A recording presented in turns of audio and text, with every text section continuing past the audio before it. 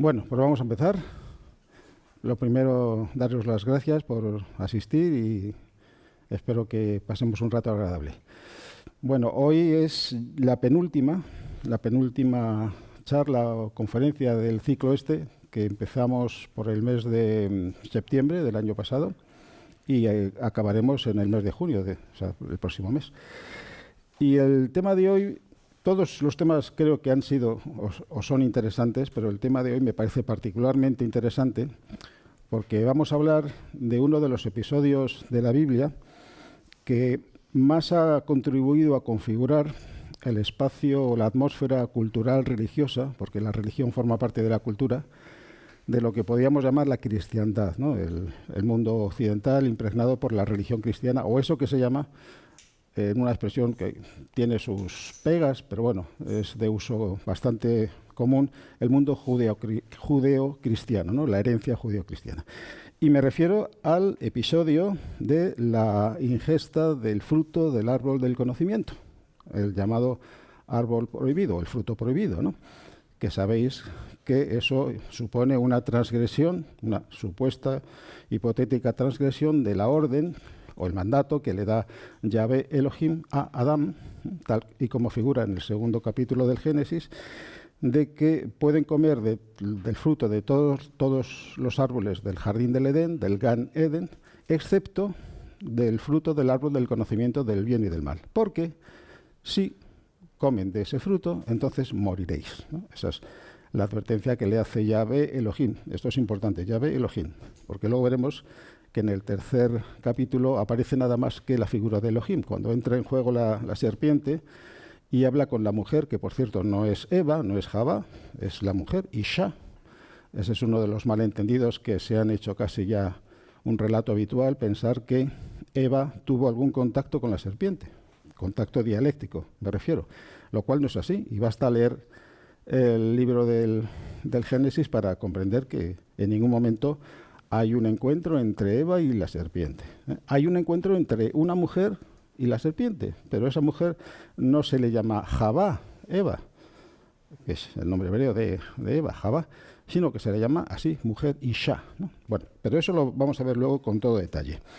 Entonces, como sabéis, de ese episodio se deriva pues uno de los dogmas de fe a los que se tiene que atener todo cristiano que quiere mantenerse dentro de la Iglesia, por lo tanto, admitir los dogmas de fe, como es el pecado original, ¿no?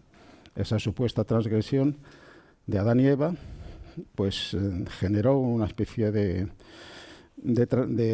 pecado que se va heredando, pues como se heredan por distintas vías, uno hereda de los padres o de los antepasados, algunas enfermedades vinculadas a la genética, y también heredamos tendencias psicológicas y actitudes. Esto es un mundo como muy, muy sutil. Y de resultas de esa supuesta, como digo, transgresión, pues se deriva eso del pecado original. Bueno, entonces la aproximación que yo voy a hacer a este tema es un poco diferente de lo que estáis acostumbrados seguramente a ver, y yo se la debo, me gusta citar las fuentes cuando menciono algo que es importante, se la debo a un estudioso de la Kabbalah poco conocido. Voy a escribir aquí su nombre para que, si queréis consultarlo, que se llama Friedrich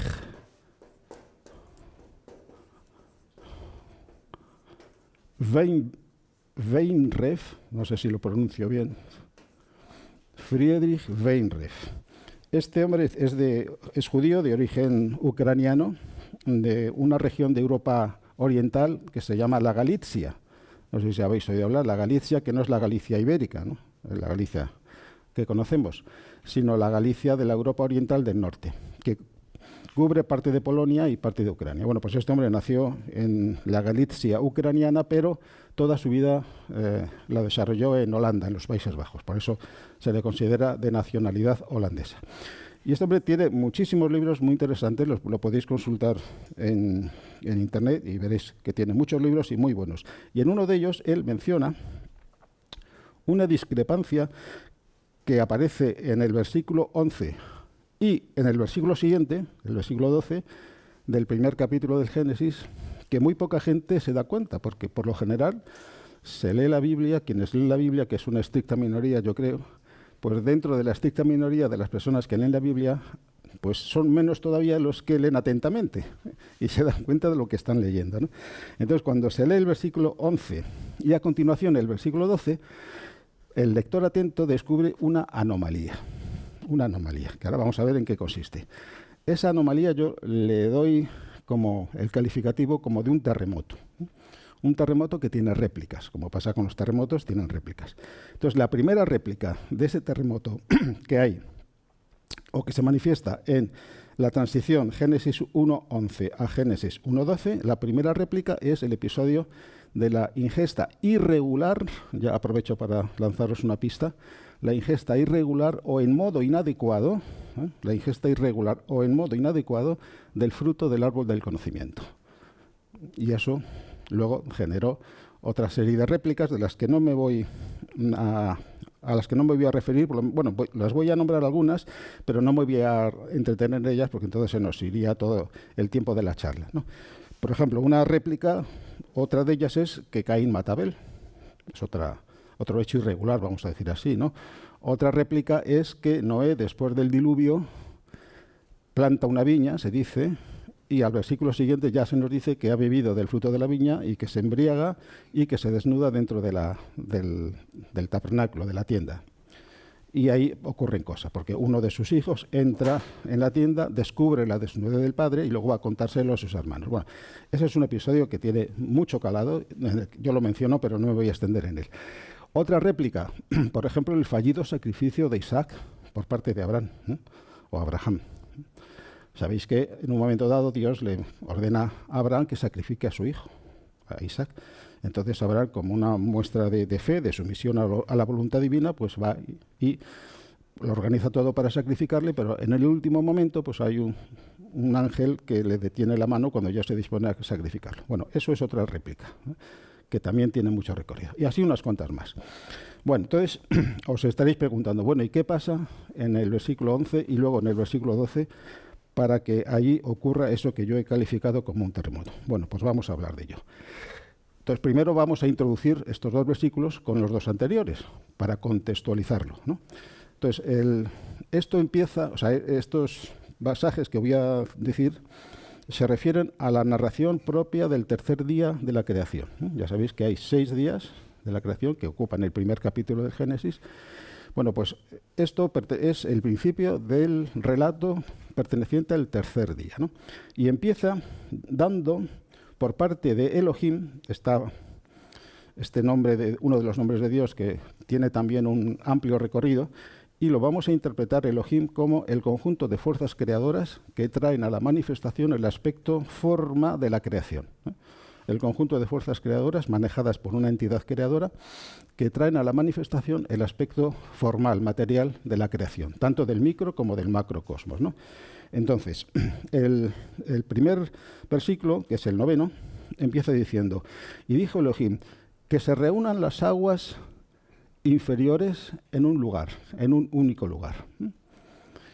Y efectivamente las aguas se reúnen en un único lugar y se dice que a continuación apareció lo seco, ¿no? Es una orden que Elohim da a las aguas que se reúnan en un único lugar, porque en el día anterior, el segundo día, se ha producido la separación entre las aguas superiores y las aguas inferiores, ¿no? Entonces ahora la orden se da a las aguas inferiores para que se reúnan en un único lugar, cosa que ocurre, y entonces aparece lo seco. Ese es el versículo 9 o 9. En el siguiente, los dos elementos que han aparecido, que es lo seco y el conjunto de las aguas, se les da un nombre, se les nombra. Entonces se dice que a lo seco se le llama tierra, Eretz, y al conjunto de las aguas se le llamó Yamim, que es mares, ¿no? Hasta ahí todo bien. Y luego viene el versículo 11, que es el que nos interesa, donde ahora se repite otra vez la orden proveniente de Elohim, pero la orden ya no se da a las aguas, sino que se da a la tierra, a Eretz. La tierra ha aparecido como consecuencia de que las aguas inferiores se han reunido en un único lugar y entonces aparece lo seco, la Yabashá, ¿no? Y a la Yabashá se la llama Eretz. Entonces, Elohim da una orden a la tierra. ¿Cuál es la orden? Bueno, pues que produzca vegetación, hierba verde con semilla, y luego la frase clave es que produzca árbol, fruto, hace fruto según su especie. En hebreo es etz peri, etz es árbol, peri fruto, etz peri, ose peri, hace fruto, ose es del verbo asá, hacer, peri, hace fruto, leminó, según su especie. Entonces, esta es la frase clave, o una de las dos frases claves, que la voy a escribir aquí porque luego nos va a servir de referencia. Entonces, es árbol. Voy a poner un guión para especificar que la unión entre este árbol y el fruto es muy íntima. Árbol, fruto, hace fruto. Bueno, y luego en el versículo siguiente se da la respuesta de la tierra a lo que se le ha pedido que produzca. Entonces, las dos primeras peticiones se cumplen, ¿no? Se dice que la tierra produce vegetación y hierba verde con semilla, pero a la hora de hacer referencia a esta petición, un árbol fruto que hace fruto, luego analizaremos esa frase, lo que aparece es árbol hace fruto. Nada más, árbol hace fruto, ¿verdad? Entonces la voy a poner aquí. Árbol hace fruto. Bueno, entonces ahí hay una anomalía, ¿no? Porque se pide una cosa a la tierra, se le da a la tierra que produzca una cosa, pero la tierra produce otra cosa. O no produce todo lo que se le ha pedido que produzca. Se le pidió que produzca un árbol con un fruto asociado a ese árbol que a su vez hace fruto, ¿no? O sea, aquí hay dos frutos. Un fruto que participa del proceso de hacerse y deshacerse, hacerse y deshacerse, digamos que es un fruto que está dentro de la periodicidad, ¿no? Aparecer, desaparecer, que es lo que ocurre con los frutos normales de los árboles frutales normales, ¿no? Imaginaos un manzano, pues da manzanas, y luego esas manzanas se recogen o se caen o se consumen o lo que sea, y a la temporada siguiente el mismo árbol da otra cosecha de manzanas. Cada manzana es distinta, pero el árbol es el mismo, que produce toda una serie de manzanas a lo largo de las temporadas, ¿no? Pero aquí está presente otro fruto que está vinculado al árbol y que no participa de esa periodicidad en la aparición y desaparición de los frutos, ¿eh? ¿Veis la idea, no? Entonces, el primer árbol es como un árbol sagrado, se puede decir, no es un árbol natural, porque los árboles naturales no tienen un fruto que nunca se marchita, ¿no? Que está ahí como de referencia, ¿no? Los árboles frutales que todos conocemos pues dan frutos cuando le corresponde y a la temporada siguiente dan otros frutos y así sucesivamente, ¿no? Pero aquí se trata de un árbol sagrado, se puede decir, que tiene un fruto perenne que va observando, es como un fruto testigo de la aparición y desaparición sucesiva de distintos frutos asociados al mismo árbol. ¿Se entiende esto, verdad? Pero lo que la tierra produce no es esto. Produce un árbol que hace fruto. Se supone que el árbol es el mismo, pero no es el mismo. ¿Qué ocurre? El fruto asociado al árbol ha quedado oculto. Ya no está perceptible. Se ha ocultado. ¿Eh? Entonces, esta frase primera representa el plan arquetípico que las potestades cósmicas que monitorizan o que cuidan de la evolución del ser humano previeron para la propia humanidad, ¿eh? En principio, la humanidad estaba pensado, de acuerdo al plan divino original, que respondiera al esquema árbol, fruto, hace fruto. Pero, por razones que luego veremos, la Tierra fue incapaz de producir eso y produjo otra cosa, que en el fondo es lo mismo, pero con una diferencia muy importante, y es que este fruto desaparece. No es que desaparezca en sentido estricto, sino que se oculta, está oculto. Entonces, ¿aquí qué tenemos? Pues un fruto que aparece y desaparece, que está sometido a la ley de la periodicidad, ¿eh? Sin que tenga como referencia un fruto perenne, permanente. Entonces, ¿esto a qué os puede recordar este esquema, esta situación? Pues recuerda precisamente al mecanismo de las reencarnaciones, que en hebreo se llaman las gilgulim, las rotaciones, donde se contemplan dos modos de alma, dos modos de funcionar el alma. A una la llamamos el alma influyente, el alma testigo. En hebreo, en el lenguaje de la Cábala, se le llama la Neshama. La Neshama es el alma espiritual. Y a la otra alma la podemos llamar el alma encarnada, el alma influenciable.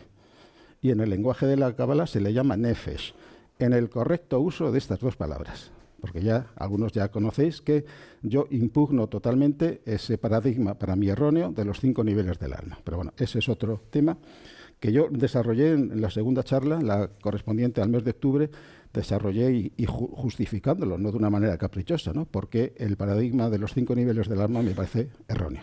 Bueno, pues esas dos palabras, en su correcto uso, Neshama, representa este fruto perenne.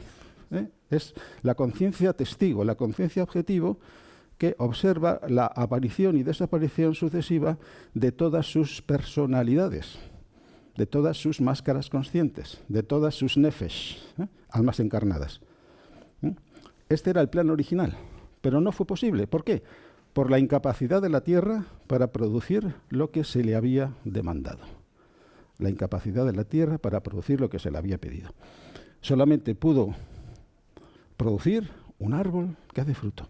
Entonces, ¿qué significa este otro modelo de evolución humana, que es en el que nos encontramos todos hasta que nos podamos transferir al modelo primero, al modelo arquetípico? Bueno, pues según este modelo, aquí lo único que aparece es el alma encarnada, que va apareciendo y va desapareciendo, va apareciendo y va desapareciendo, pero sin la referencia de su alma fuente. Es decir, si se hubiera mantenido el modelo original, el plan original, es decir, si la Tierra hubiera sido capaz de producir aquello que le demandó ese conjunto de fuerzas creadoras que genéricamente llamamos los Elohim, entonces nuestras vidas, las de todos nosotros, serían muy diferentes a lo que son ahora. ¿Por qué? Porque todo ser humano viviría su vida, desde el nacer hasta el morir, en plena conciencia de su inmortalidad. La muerte no sería la entrada a lo desconocido, sino que todos sabríamos perfectamente que después de la muerte del cuerpo físico y de los demás cuerpos que todos utilizamos a lo largo de la vida, volveríamos a la fuente. Y no habría la más mínima duda. No habría la más mínima duda de que después de morir todos volveríamos a la fuente, porque tendríamos la percepción directa de la fuente. Fijaos que esto es muy importante. En el plan original de evolución para el género humano se contemplaba que todo ser humano que estaba sujeto, la sucesión de personalidades del alma sujetas a ese mecanismo de las rotaciones, de las reencarnaciones, todos ellos tuvieran la percepción del alma, de su fuente, de la que provenían y a la que volverán. Eso no ocurre en el sistema de vida que todos tenemos. Todos nosotros se nos puede decir, con más o menos exactitud según cada caso particular, que no sabemos de dónde venimos ni no sabemos a dónde vamos, en el sentido espiritual. Claro, en el sentido material, pues todos sabemos de dónde viene nuestro cuerpo. Bueno, pues proviene de la relación que tuvieron nuestros padres biológicos en un momento dado. Ese cuerpo se gestó en el útero materno, se dio a luz y pues, es el cuerpo que utilizamos. En un modelo donde la muerte es el fin de la vida consciente, pues no hay nada más que hablar, se acabó, ¿no? Se acabó la conciencia, se acabó todo, ¿no? Pero en un modelo trascendente, pues podemos intuir que después de la muerte hay algo, pero no sabemos. Todo eso está como sumido en un mundo de sombras, de incertidumbres, ¿no? De inseguridades. Bueno, pues a eso se refiere esa advertencia que le da Yahvé Elohim a Adán cuando le hace el primer mandato de podéis comer del fruto de todos los árboles menos del árbol del conocimiento, porque cuando comáis de él moriréis. ¿Cómo hay que interpretar eso? Pues no hay que interpretarlo como que vais a perder vuestra inmortalidad, no. Los seres humanos somos inmortales siempre, lo sepamos o no lo sepamos, vivamos de acuerdo a ello o no. La inmortalidad la tenemos de oficio, es algo constituyente de nuestra naturaleza humana. Pero ¿qué ocurre? Si yo soy inconsciente de que soy un ser trascendente e inmortal, para mí la muerte es la entrada en lo desconocido. Y eso es como si se dijera, vais a morir. Es decir, para vosotros la muerte será la entrada en lo desconocido. Pero eso solamente ocurre en el plan B, que es como un plan de emergencia que se elaboró, porque el plan inicial no pudo llevarse a cabo. ¿Por alguna transgresión humana? No. Por la incapacidad de la Tierra, de la materia, de la Tierra, para producir este tipo de modelo de evolución. Un árbol fruto que hace fruto. Es decir, por la incapacidad de generar seres humanos que tuvieran en su conciencia vigílica cerebral normal la percepción directa de su fuente espiritual, de la que provienen y a la que retornarán después de la muerte. Entonces, todos estamos en este plan de vida. Bueno, pues vamos a seguir avanzando. Como veis aquí, hay una palabra muy importante que tiene la clave de todo esto que estamos hablando, la palabra fruto. La palabra fruto. Bueno, en hebreo fruto se dice peri.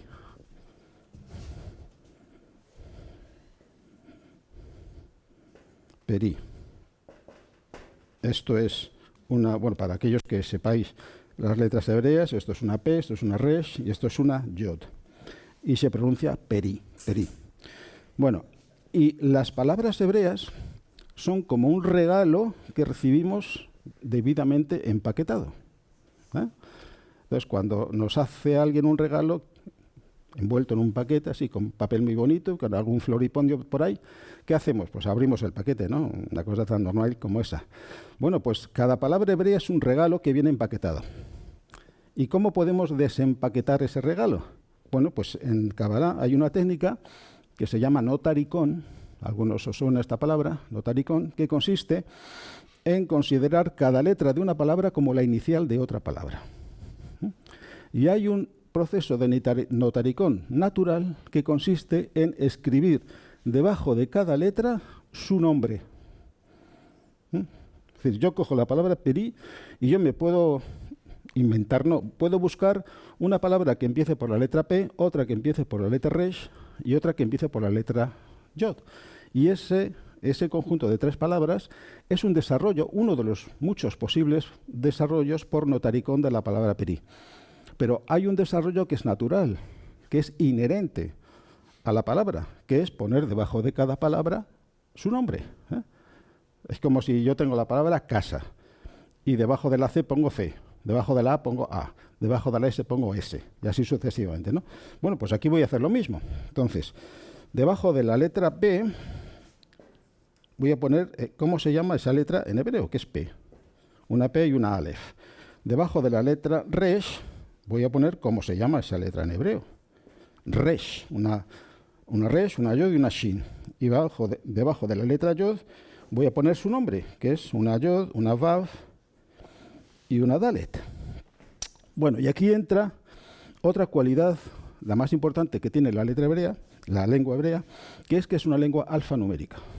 O sea, cada letra tiene un valor numérico, lo cual quiere decir que cada palabra tiene un valor numérico y por lo tanto cada frase tiene un valor numérico. Entonces, lo que voy a hacer ahora es escribir debajo de los nombres de estas tres letras su valor numérico. Entonces, algunos sabéis los valores numéricos, yo os lo digo. La letra P vale 80, la letra Aleph vale 1, por lo tanto aquí tengo 81. La letra Resh vale 200, la Yod 10, la Shin 300, por lo tanto, sumando eso, aquí tengo 510. Bueno, 510. Y aquí tengo la palabra Yod, la letra Yod vale 20, la Vav 26 y la Dalet 4 vale 10, sí, exactamente. La 6, 16, 20. Gracias, porque a veces uno se cruzan los cables y se cometen errores un poco... errores. Bueno, pues esto es el desarrollo, el valor numérico del desarrollo por notaricón de esa palabra. Entonces, una vez que tengo esto, pues el paso siguiente lógico es sumar, ¿no? Y en la suma, si no estoy equivocado, da 611. 611. ¿Y alguien sabe el número 611? Bueno, alguien de los que no sois del grupo, que ya con esto lo tenemos un poquito trabajado. El número 611 en gematría es muy conocido, que es el número de Torah, La palabra Torah es pues, la más significativa, ¿no?, dentro de la lengua hebrea y dentro de la religión judía. La Torah es lo mismo que en griego se llama Pentateuco, que esa palabra pues la utilizamos todos en cualquier idioma, ¿no? Pentateuco, los 5 primeros libros de la Torah, o sea, Génesis, Éxodo, Levítico, Números y Deuteronomio, ¿no? Torah. Entonces, fijaos el regalo que tenía la palabra Peri. Hemos empezado diciendo, toda palabra es como un regalo que viene empaquetado. Al desempaquetar la palabra, ¿cómo hemos hecho? ¿O qué cosa hemos hecho para desempaquetarla? Escribir debajo de cada letra su nombre. Y encontrar qué número se corresponde con el desarrollo hecho de esta manera de la palabra Peri. Entonces, al desarrollar la palabra Peri, que ella por sí sola vale 290, y luego veremos este número también, todos los misterios que vela, 290, al desempaquetar esa palabra me encuentro con el regalo, la Torah. La Torah. Pero hay más cosas. Yo puedo encontrar otra palabra u otra expresión que vibre en la misma frecuencia que vibra la palabra Torah, o sea, que pertenezca a la misma familia numérica a la que pertenece la palabra Torah. Porque todas las palabras hebreas pertenecen a una familia gramatical. Todas las palabras hebreas son derivaciones de una raíz trilítera. Y a partir de esa raíz trilítera se genera una familia semánticamente emparentada, porque todas esas palabras significan cosas parecidas. Pero hay otra familia mucho más numerosa, que es la familia numérica, que tiene que ver con ese carácter de la lengua hebrea que os dije antes, que es una lengua alfanumérica. Por lo tanto, dado un número cualquiera, por ejemplo, este número, 611, hay muchas o un determinado número de palabras o de frases que pertenecen a la misma familia numérica. Es decir, que tienen como denominador común el número 611. Y entre todas ellas hay algunas que arrojan luz sobre lo que significa la palabra Torah. Y vamos a ver 2 de ellas, sobre todo una. Entonces, yo os voy a dar ahora el fruto final, hablando de frutos, el fruto final de mis propias investigaciones, lógicamente. Esto no se consigue así de manera improvisada, sino que una vez que haces estas operaciones, pues hay que ponerse el mono de trabajo y empezar a averiguar o a buscar dentro de la familia de números y expresiones que tienen como valor numérico 611, aquellas que me arrojan luz sobre el misterio de la palabra Torah. Y hay una especialmente significativa, que la voy a escribir aquí arriba. Ya, como he hecho la cita ya a la fuente, ya no importa que borre al señor Weinreff. Entonces, hay una que es la siguiente. La voy a escribir y luego la explico. ¿Qué he escrito aquí? Bueno, esta palabra se pronuncia reaj. Para ganar tiempo no voy a poner los signos vocálicos, porque tampoco sería ahora muy importante. Os digo la pronunciación correcta. Esta palabra se llama, o se pronuncia reaj, y significa perfume. Y ya os anticipo que la palabra perfume va a ser la clave de todo lo que vamos a decir. La palabra perfume, reaj, perfume, olor, aroma, como queráis. Y esta palabra, bueno, esto es una letra G, que es el artículo. En hebreo hay un único artículo, que es la letra G, y esta palabra se dice shulchan, que significa mesa. Mesa, shulchan, mesa. Entonces, ¿qué tengo aquí? Pues tengo una frase que tiene mucho sentido, ¿no? Reaj hashulchan, el olor de la mesa. ¿Veis, no? El olor de la mesa. Bueno, no lo he dicho antes, pero lo podéis calcular. No os pido que hagáis actos de fe, pero que confiéis en que los cálculos están bien hechos. El valor numérico de esa expresión, el olor de la mesa, es el mismo que Torah, 611. Eso ya me da una pista para empezar a averiguar qué secreto tiene la palabra Torah. ¿Qué secreto tiene la palabra Torah? Hay otra frase, la voy a decir, no la voy a escribir, que significa o que se dice de la manera siguiente: el camino que conduce de este mundo al mundo venidero. Hay 2 expresiones muy típicas de la Kabbalah, que es Olam Hazeh, este mundo, que es esta realidad que estamos todos viviendo aquí ahora, ¿no? Y otra realidad superior, se supone una realidad de naturaleza espiritual, trascendente, que es Olam Haba, el mundo venidero, o el mundo que viene, ¿no?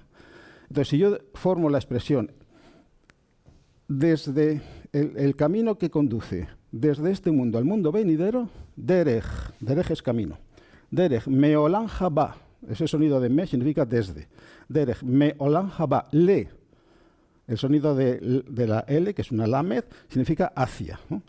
El camino desde este mundo hasta el mundo venidero, eso suena en hebreo así, derech meolam haze leolam haba, eso al calcular su valor numérico vale también 611.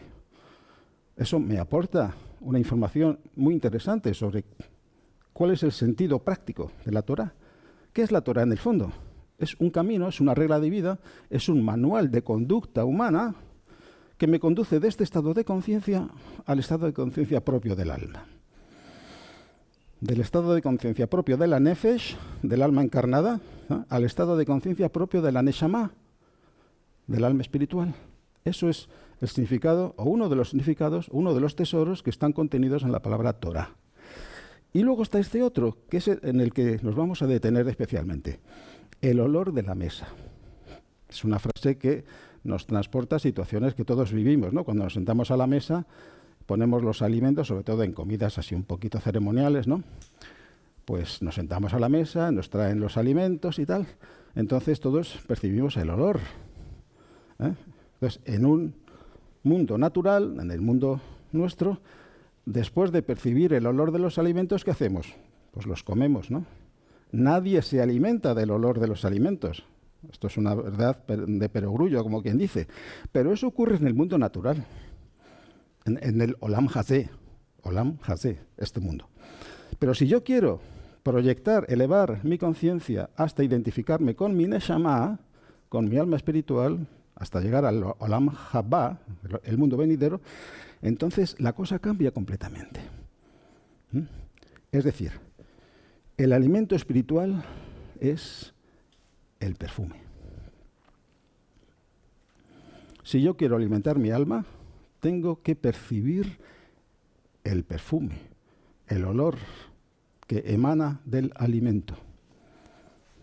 No tengo que atrapar el alimento con las manos, directa o indirectamente, ¿no?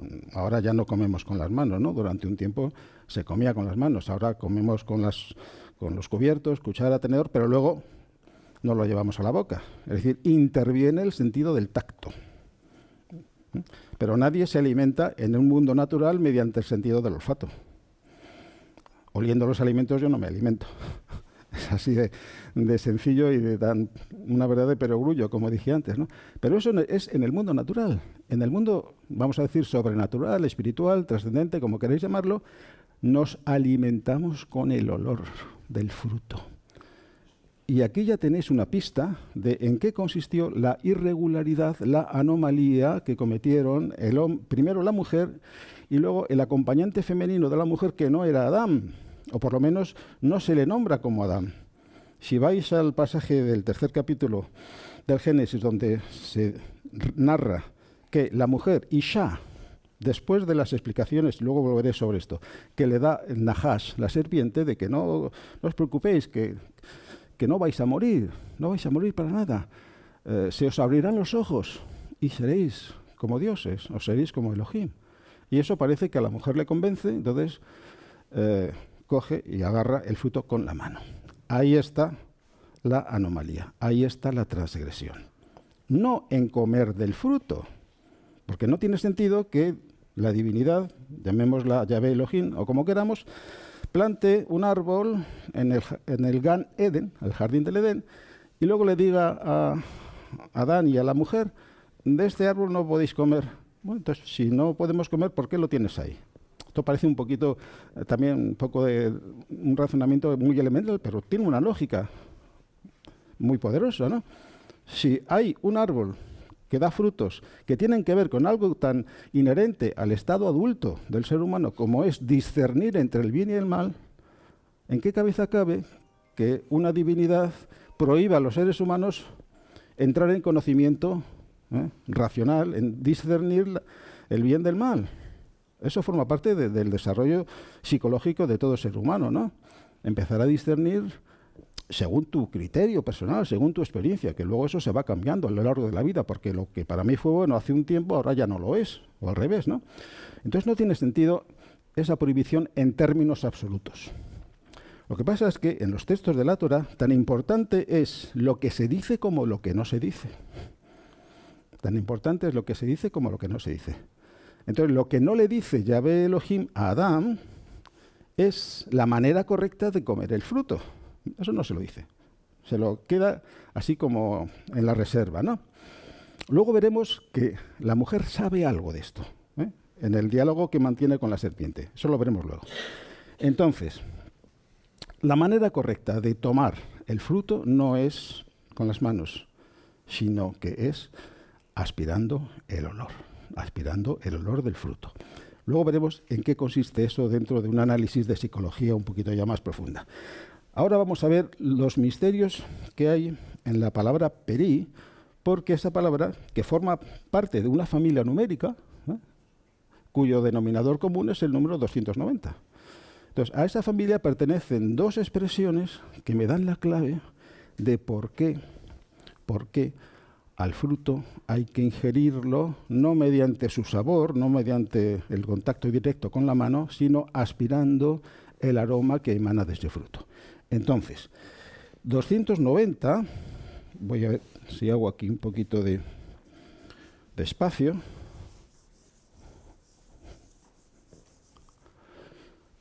290 da lugar a dos frases que una de ellas me dice que no hay perfume en el cuerpo. No hay perfume en el cuerpo, en la forma externa. Eso en hebreo se dice de la siguiente manera. En reach, en significa no hay. En reach, bapeged, en el cuerpo. Beged se escribe de esta manera, Beged, una gimel, y aquí una dalet. Esto se lee, esto que he escrito aquí, se lee en, no hay reach, perfume, en el cuerpo. Y esto vale 290, ¿eh? Esto vale 290. Nuevamente os digo que no hagáis un acto de fe, sino que confiéis en que los cálculos están bien hechos. No hay perfume en el cuerpo. Si yo parto de la base de que el perfume es el alimento que conviene para la conciencia, no para el cuerpo. Para el cuerpo los alimentos hay que cogerlos, lógicamente. Nadie se alimenta de los olores de una buena paella, de un buen estofado, de un buen cocido, ¿no? Para alimentarme de un alimento lo tengo que comer, así de claro, ¿no? Pero en el mundo espiritual no es así. Hay otras reglas. En el mundo espiritual, para que mi conciencia se vaya expandiendo y se vaya aproximando mi nefesh, que es lo que yo estoy siendo ahora, a lo que yo soy, he sido y seré siempre, que es la neshama, la fuente de la que provengo, y a donde retornaré después de la muerte, entonces me tengo que alimentar de algo más sutil, donde no interviene el sabor, interviene el olor. Y entonces esta frase me está diciendo ¿por qué? ¿Por qué no puedo tomar el fruto con las manos? Porque no hay perfume en el cuerpo, en Beged. No hay reach, en reach ba Beged, no hay perfume en el cuerpo. Pero hay otra frase perteneciente a la misma familia numérica que me dice de dónde proviene el perfume, que es la contraparte o el complemento necesario de esta parte, de esta frase, que es la siguiente. De nuevo la escribo y luego la explico. Reach mi lev. El perfume, reach, proviene del corazón. Reach es la misma palabra. Resh, yod, het. Esta letra se llama het. Mi, esta es la letra mem, que puesta como preposición inseparable significa procedencia de. El perfume, ¿de dónde proviene el perfume? Del corazón, lev. El perfume proviene del corazón. El corazón es otro nombre para designar al alma espiritual, a la neshama. Entonces, la neshama es como si continuamente estuviera emitiendo su propio perfume, su propia esencia espiritual. Fijaos, porque el perfume transmite o transporta la esencia espiritual del objeto que está emitiendo ese perfume. Imaginaos que tenemos aquí un enorme ramo de rosas y todos podemos participar del olor de las rosas. Cada uno participa individualmente y nadie impide a otro oler el mismo ramo de rosas, ¿verdad? Cada uno participa individualmente del olor, de la fragancia que emanan las rosas. Pero imaginaos ahora que en vez de un ramo de rosas tenemos un plato de paella o de lo que sea. Bueno, pues ahora cada uno tiene que apropiarse de su ración. Y la parte de alimento que yo ingiero, que yo me apropio de ella, no la comparto con nadie, la como yo y nadie más. Eso ocurre en el mundo natural, donde el alimento se consume haciendo contacto directo con él. En el mundo espiritual no es así.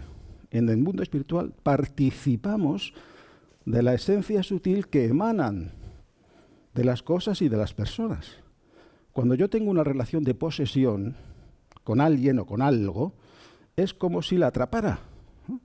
Como si quisiera hacerla mía, como si quisiera convertirla en mi satélite, ¿no? Estar a mi servicio, de una manera más o menos racionalizada o no.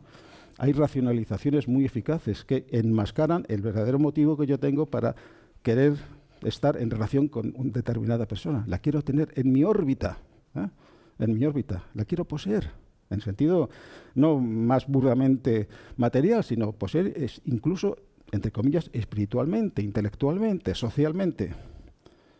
Eso no es así. En el mundo espiritual lo que impera es la participación, no la posesión excluyente, sino la participación incluyente. Y eso ocurre en relación al perfume.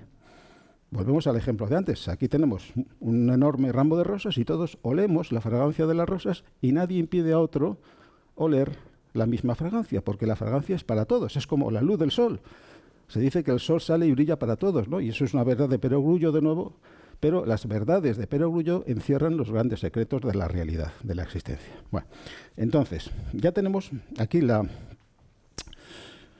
razón por la cual, una razón gemátricamente demostrada, vuelvo a la gematría, como sabéis es el arte y la ciencia, porque tiene rasgos de arte y de ciencia, de calcular el valor numérico de palabras y frases.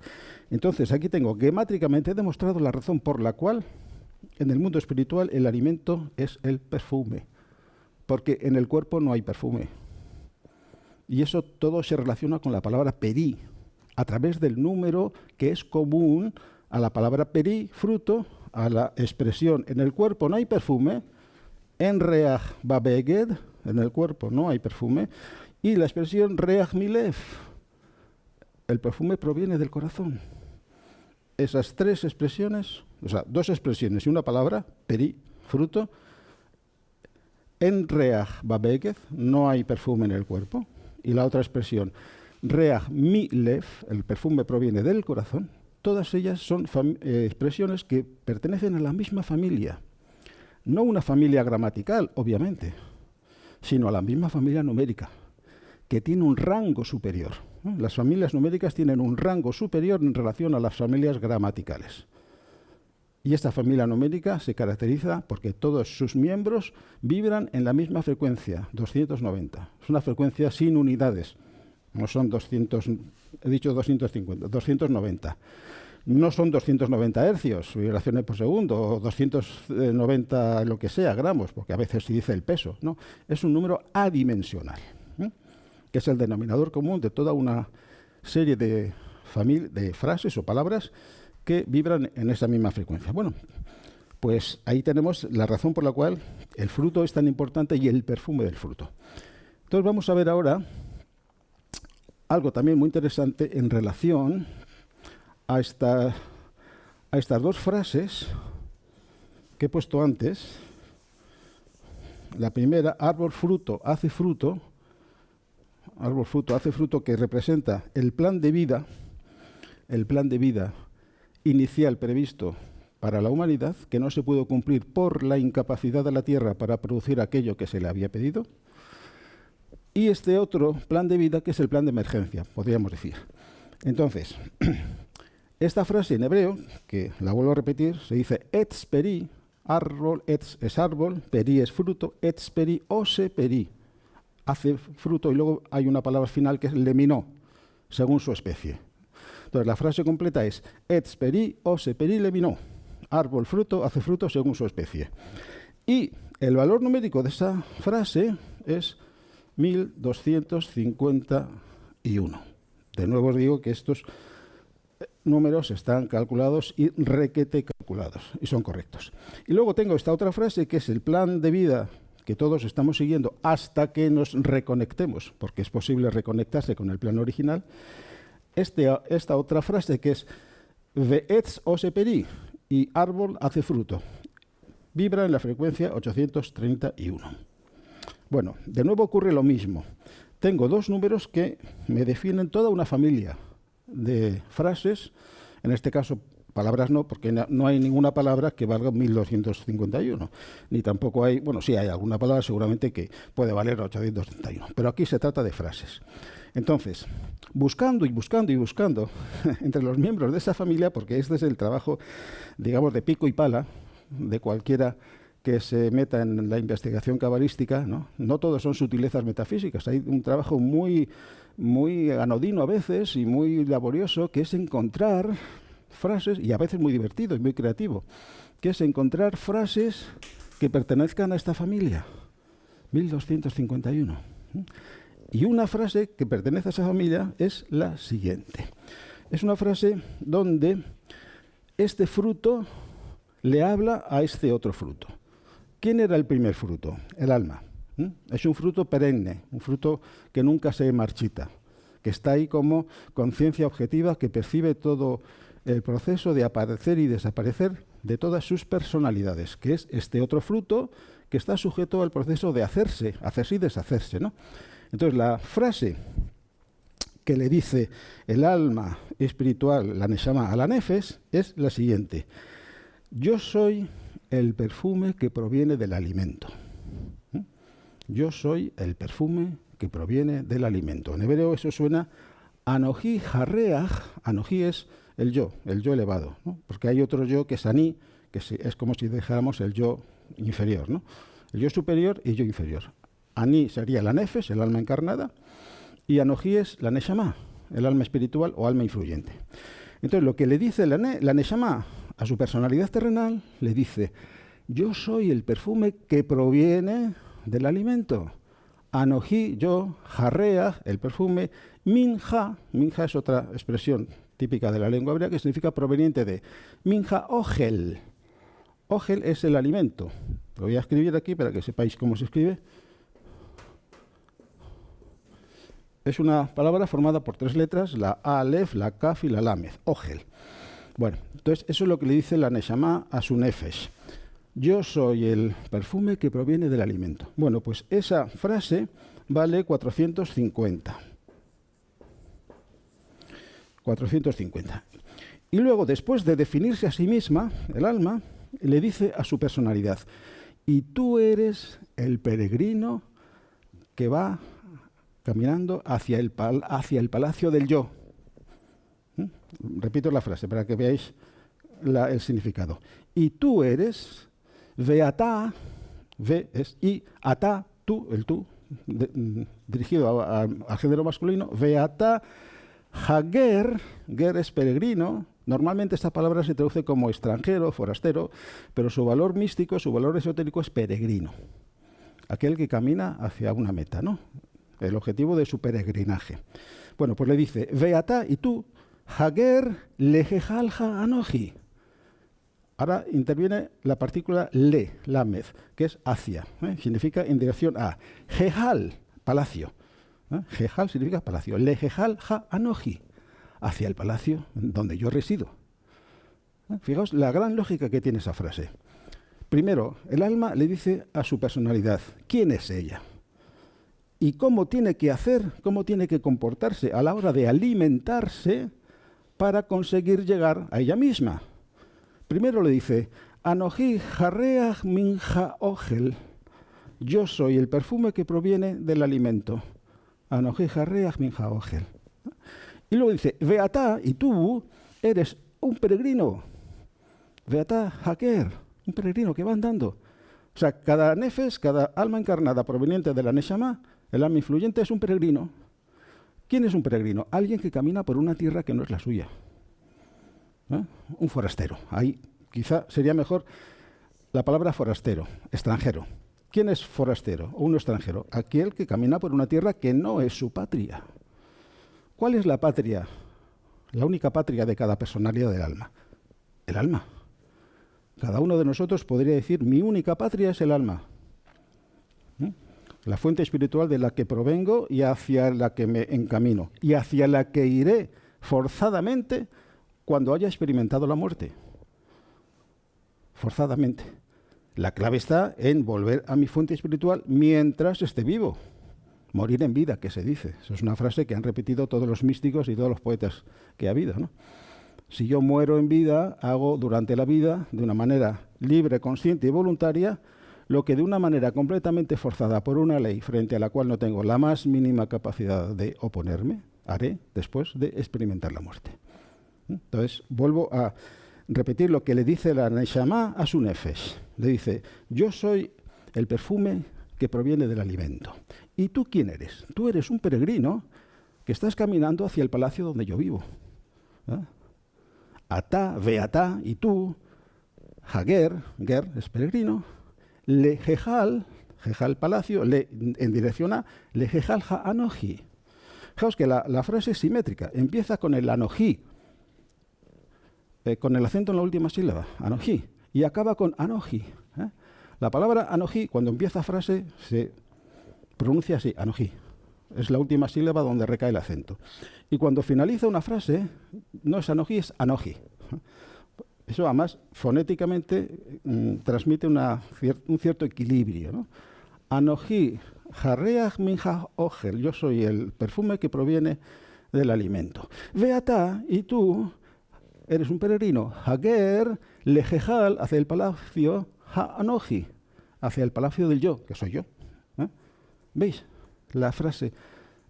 Bueno, pues esa segunda frase, cuando se refiere a su personalidad terrenal, Beatá, Haderech, Lejejal, Hanoji, vale 801. Y si calculáis la suma de esto es 1251.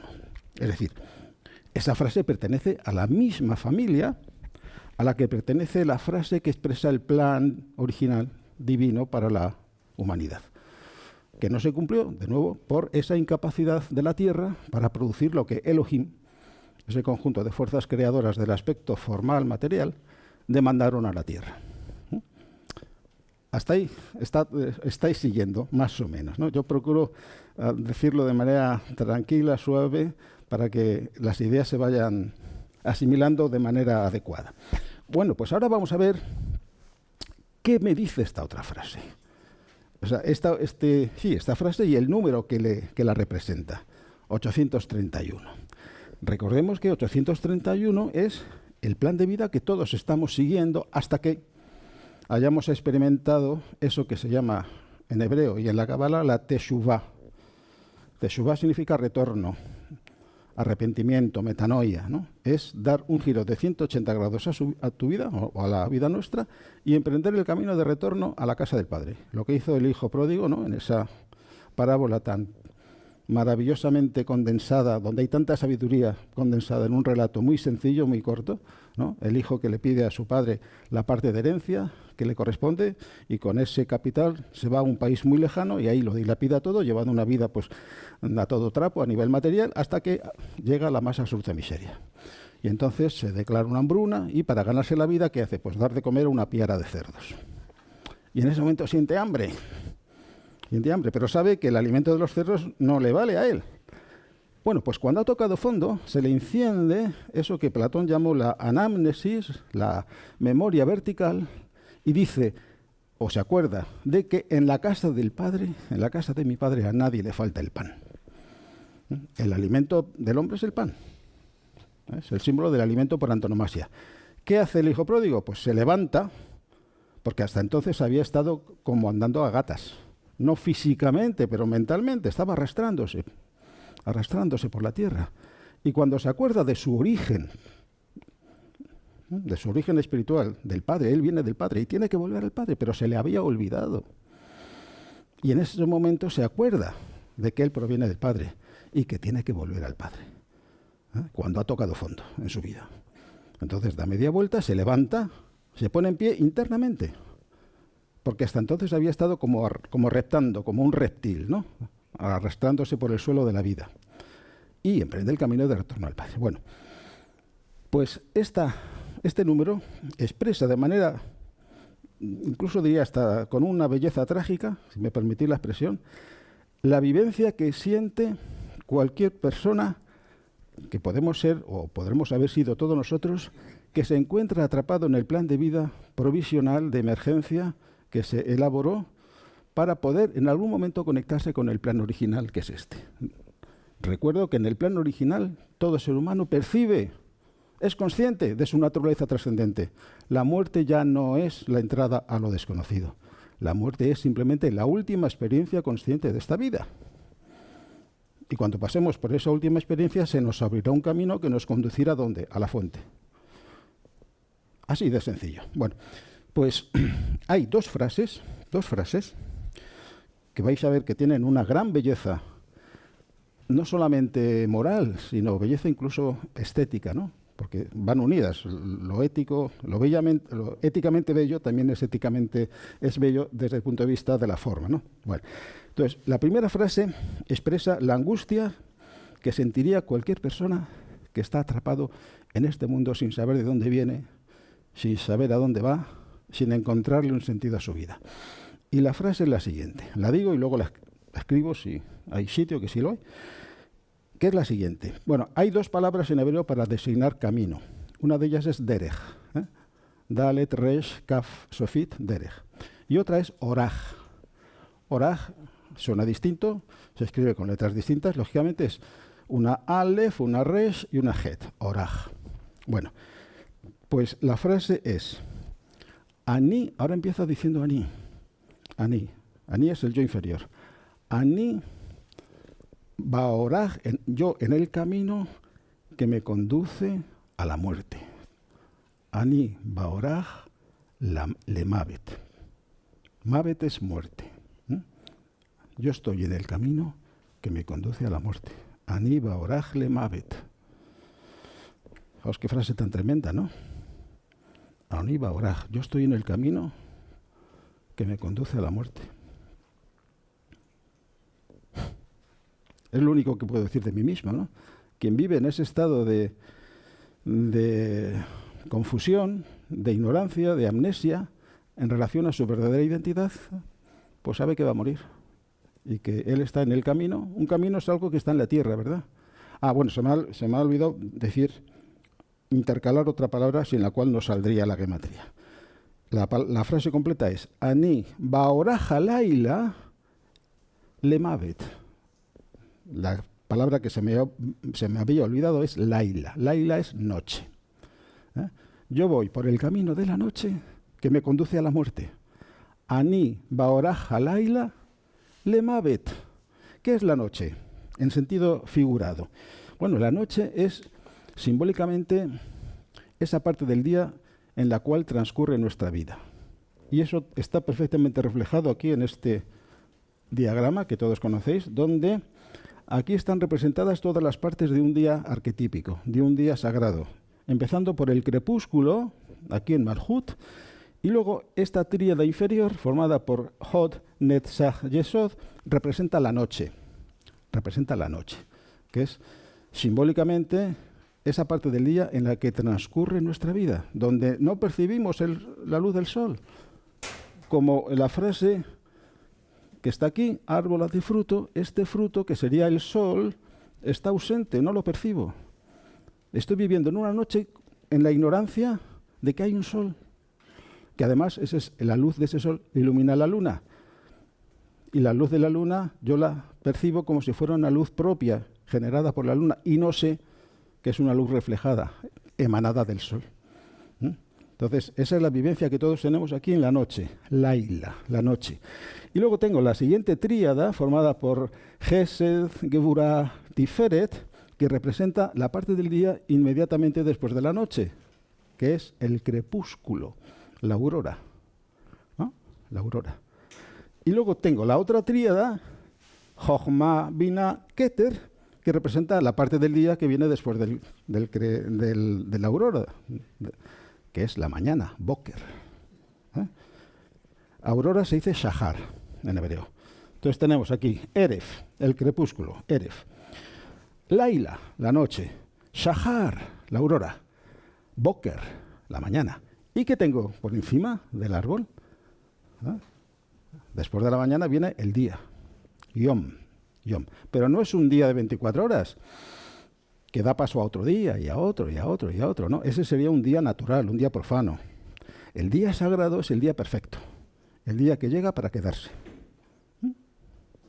Hay creo que es un salmo o un proverbio, que dice, un proverbio me parece, que dice: el camino de los justos es como la luz del día, que camina e ilumina es como la luz de la aurora, es como la luz de la aurora, que ilumina y avanza hasta que el día se hace perfecto.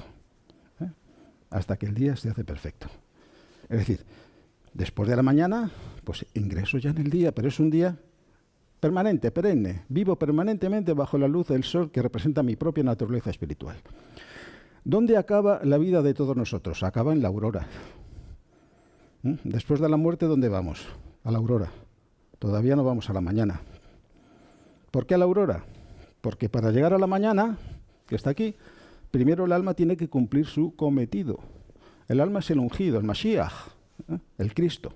Ya sabéis, la palabra griega Cristo significa lo mismo que la palabra hebrea Mashiach, el ungido. ¿Quién es el ungido? Aquel al que se le ha confiado una tarea. El padre le confía al hijo la tarea de descender, es como el hijo pródigo, de otra manera. Es una ligera variante de la parábola del hijo pródigo, ¿no? Ahora el padre le dice al hijo: mira, tienes que alejarte de mí todo lo que seas capaz de alejarte, de manera que conserves tres cosas. Primero, el recuerdo de tu fuente. Segundo, el recuerdo del camino de retorno. Y tercero, la voluntad de retornar. Pero además tienes que saber que te vas a alejar para cumplir una tarea. ¿Cuál es tu tarea? Sumergirte una y otra vez en el mundo inferior, en el mundo de la noche, donde no hay luz, para llevar luz al mundo de la noche. ¿Qué os parece? La tarea que el padre le encomienda al hijo es: aléjate de mi casa todo lo que sea posible, de tal manera que todavía oigas mi voz. Y mi voz te está diciendo tres cosas: el camino de retorno, el conocimiento del camino de retorno, la fuente de la que partiste y a la que volverás, y la voluntad de retornar. Pero esa voluntad solamente podrá activarse cuando la historia que vas a crear, porque vas a crear una historia, es decir, una historia que es una sucesión de vidas personales, de máscaras conscientes de ti misma, del alma, que en un momento dado tendrán que reorientarse hacia ti. Y cuando la historia que tú has creado o que vas a crear se reoriente hacia ti, tú sabrás que ya podrás volver a mi casa, a la casa de mi padre, de tu padre, que soy yo, y que tú y yo somos lo mismo. Mi padre y yo somos uno. Es una frase del Evangelio, válida para todo ser humano. Válida para todo ser humano. ¿Quién ha visto al Hijo ha visto al Padre? Claro. ¿Quién ha visto al Hijo? Todo ser humano que percibe su alma, que se identifica con su Neshama. ¿Y qué es la Neshama? Una proyección íntegra de la Yejidá. La Yejidá es lo mismo que la mónada, que el Padre en el cielo, que la esencia última, que la chispa divina, la Yejidá. Entonces la Neshama es una proyección íntegra de la Yejidá que cumple esas tres condiciones que he dicho antes. El conocimiento de la fuente, el conocimiento del camino de retorno, la voluntad de retornar y el conocimiento de la tarea que tengo que hacer. Crear una historia, hasta que la historia se reoriente hacia ti. Y cuando tu historia se haya reorientado hacia ti, tú te podrás reorientar hacia mí. ¿Se entiende eso, verdad? Por eso, después de la muerte, vamos a la aurora, al Shahar, pero todavía no entramos en la mañana. ¿Por qué? Porque el alma todavía no ha completado su tarea. El alma sabe perfectamente cuándo ha completado su tarea, que es cuando ha logrado que su historia vuelva hacia ella íntegramente. O, dicho de otra manera, cuando el alma haya encarnado en plenitud de su potencia espiritual. Porque hay una cosa que hay que tener muy en cuenta. El alma no reencarna. Esto quizá pueda sorprender. El alma no reencarna. Encarna de una vez y para siempre. ¿Quién reencarna? El alma no. La Neshama no. reencarnan sucesivas presencias de alma incorporadas en sucesivas cadenas de cuerpos que se van refinando progresivamente a lo largo de las Gilgulim, de las rotaciones, de tal manera que a mayor grado de refinamiento de los cuerpos, mayor presencia de alma hay. Y cuando los cuerpos han alcanzado su máximo grado posible de refinamiento, entonces, y solo entonces, el alma alcanza su máximo grado posible de expansión de conciencia en el mundo inferior. Y eso es lo que se llama la resurrección. La resurrección. Resucitar no es volver a la vida un cuerpo muerto, no. Eso es una groserísima materialización de un inmenso misterio. Resucitar es recuperar el estado de conciencia previo que tuviste y al que renunciaste transitoriamente porque estabas en misión. Estabas cumpliendo una tarea encargada ¿por quién? Por tu fuente espiritual, por tu Padre. ¿Cuál es esa tarea? La acabo de decir. Crear una historia que lleve luz a los mundos inferiores y a todas las vidas atrapadas en los mundos inferiores. ¿Quiénes son esas vidas atrapadas en los mundos inferiores? Pues las vidas elementales que componen nuestros cuerpos. Igual que el cuerpo físico está hecho de células, vidas celulares, cada cual tiene un campo psíquico asociado. Pues los otros cuerpos, que no son el producto de nuestros padres biológicos, sino que son producto de la potencia creadora del alma, que son el cuerpo mental, así llamado, o la mente, el cuerpo emocional, o cuerpo astral, y el cuerpo etéreo, que se corresponde con las 3 sefirot de la tríada inferior. El cuerpo mental se extrae de la sustancia de Hod, que representa la región inferior del plano mental, el Shamayim inferior. Shamayim es una palabra que significa cielos. Es un plural dual, Shamayim. Hay 2 cielos, el cielo superior y el cielo inferior. En la sabiduría oriental se le llama Rupamanas y Arupamanas. ¿Qué es Rupamanas? Manas es mente. Rupa, forma. Es la mente forma, la mente concreta, la mente analítica, ¿eh? La mente que todos utilizamos pues, para organizar un viaje, por ejemplo, ¿no? Y luego está Arupamanas, la mente sin forma, la mente abstracta, que es la mente que tenemos que poner en funcionamiento para comprender ideas, conceptos. Si yo quiero organizar un viaje al Tíbet y tengo que hacer una serie de cosas, ¿no? Programar qué dinero cuento, el viaje, el alojamiento, no sé qué, no sé cuánto. Bueno, pues eso lo puedo hacer con la mente concreta, nada más. Si luego quiero además informarme de la cultura tibetana, del budismo tibetano, de la religión primitiva del Tíbet, de la región llamada así Bon, no me sirve ya la misma sensibilidad mental que me ha servido para organizar el viaje, ya no me sirve. Tengo que poner en juego otra sensibilidad mental más refinada, la de la mente abstracta, porque tengo que manejar ideas, conceptos. ¿Se entiende eso, verdad?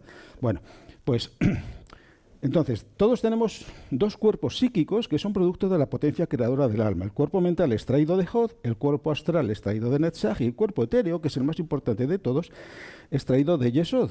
¿Para qué sirve el cuerpo etéreo? Pues sirve para conectar procesos estrictamente mentales, psicológicos, emocionales o intelectuales con la actividad del cerebro. Es una interfaz. El cuerpo etéreo es una interfaz que conecta 2 actividades que sin esa interfaz estarían desconectadas entre sí.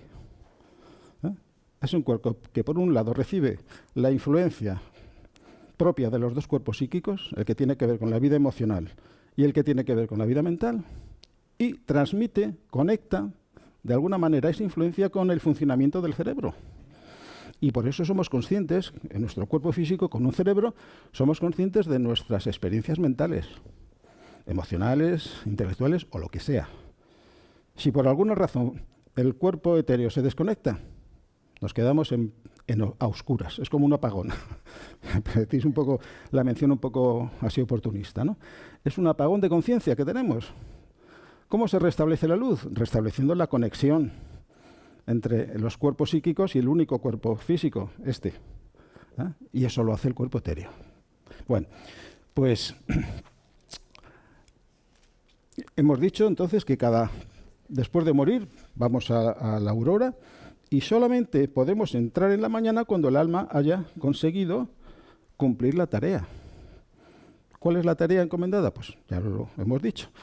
Crear una historia capaz de llevar luz y vida a las vidas elementales atrapadas en la laila, en la noche, que son, aparte de las vidas celulares de nuestro cuerpo físico, las vidas elementales que componen los otros 3 cuerpos, el etéreo, el astral y el mental. Bueno, pues entonces vamos ya a conectar todo esto que estamos diciendo con los textos bíblicos, en el tiempo que nos queda, 20 minutos, con los textos de los capítulos 2 y 3, donde se habla del episodio de la prohibición inicial de comer del fruto del árbol del conocimiento, aunque no se dice de qué manera, y luego el diálogo que tiene lugar entre la serpiente y la mujer, que nos da la clave de todo esto. Entonces, empezamos por el primer mandato que recibe Adán de Yahvé Elohim, de los dos, y ahora explicaré por qué los dos. Recibe Adán el mandato de Yahvé Elohim de que se puede comer de todos los árboles del jardín del Gan Eden, menos de ese árbol particular, del árbol del conocimiento, porque si coméis de ese árbol vais a morir. Ya sabemos lo que significa vais a morir.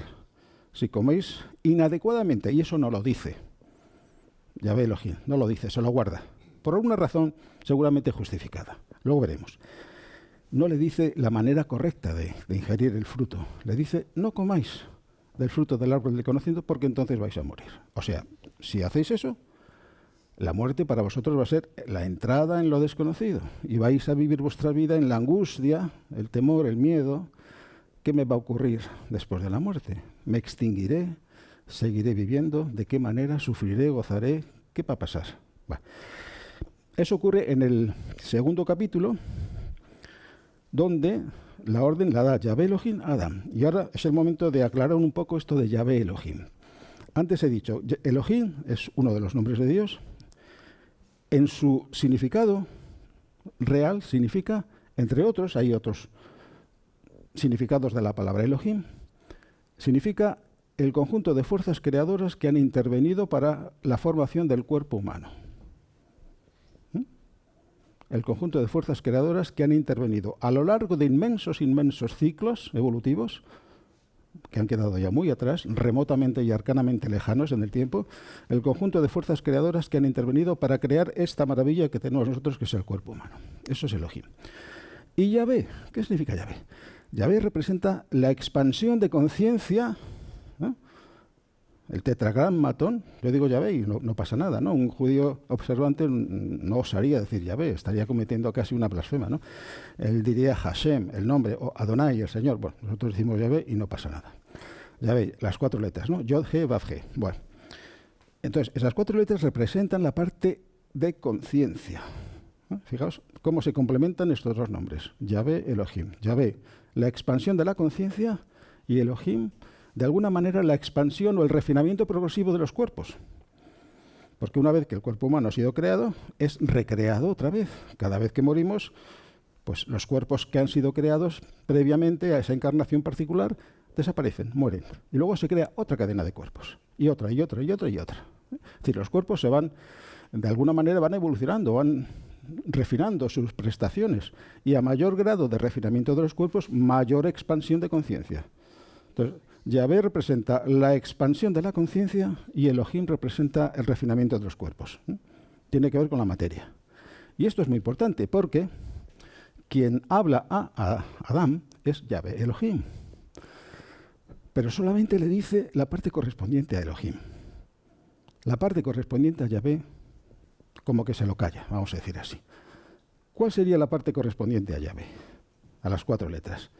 La manera correcta de ingerir el fruto del árbol del conocimiento. Eso lo mantiene, porque pertenece al ámbito de los misterios. Pertenece a ese ámbito donde las cosas se dicen en privado, no de manera cualquiera, no públicamente, no en un ambiente profano, sino en un ambiente sagrado. Todo lo que pertenezca a lo sagrado y a lo mistérico no se dice expresamente. Se calla. Por eso, en los textos de la Torá, tan importante o más es lo que no se dice que lo que se dice.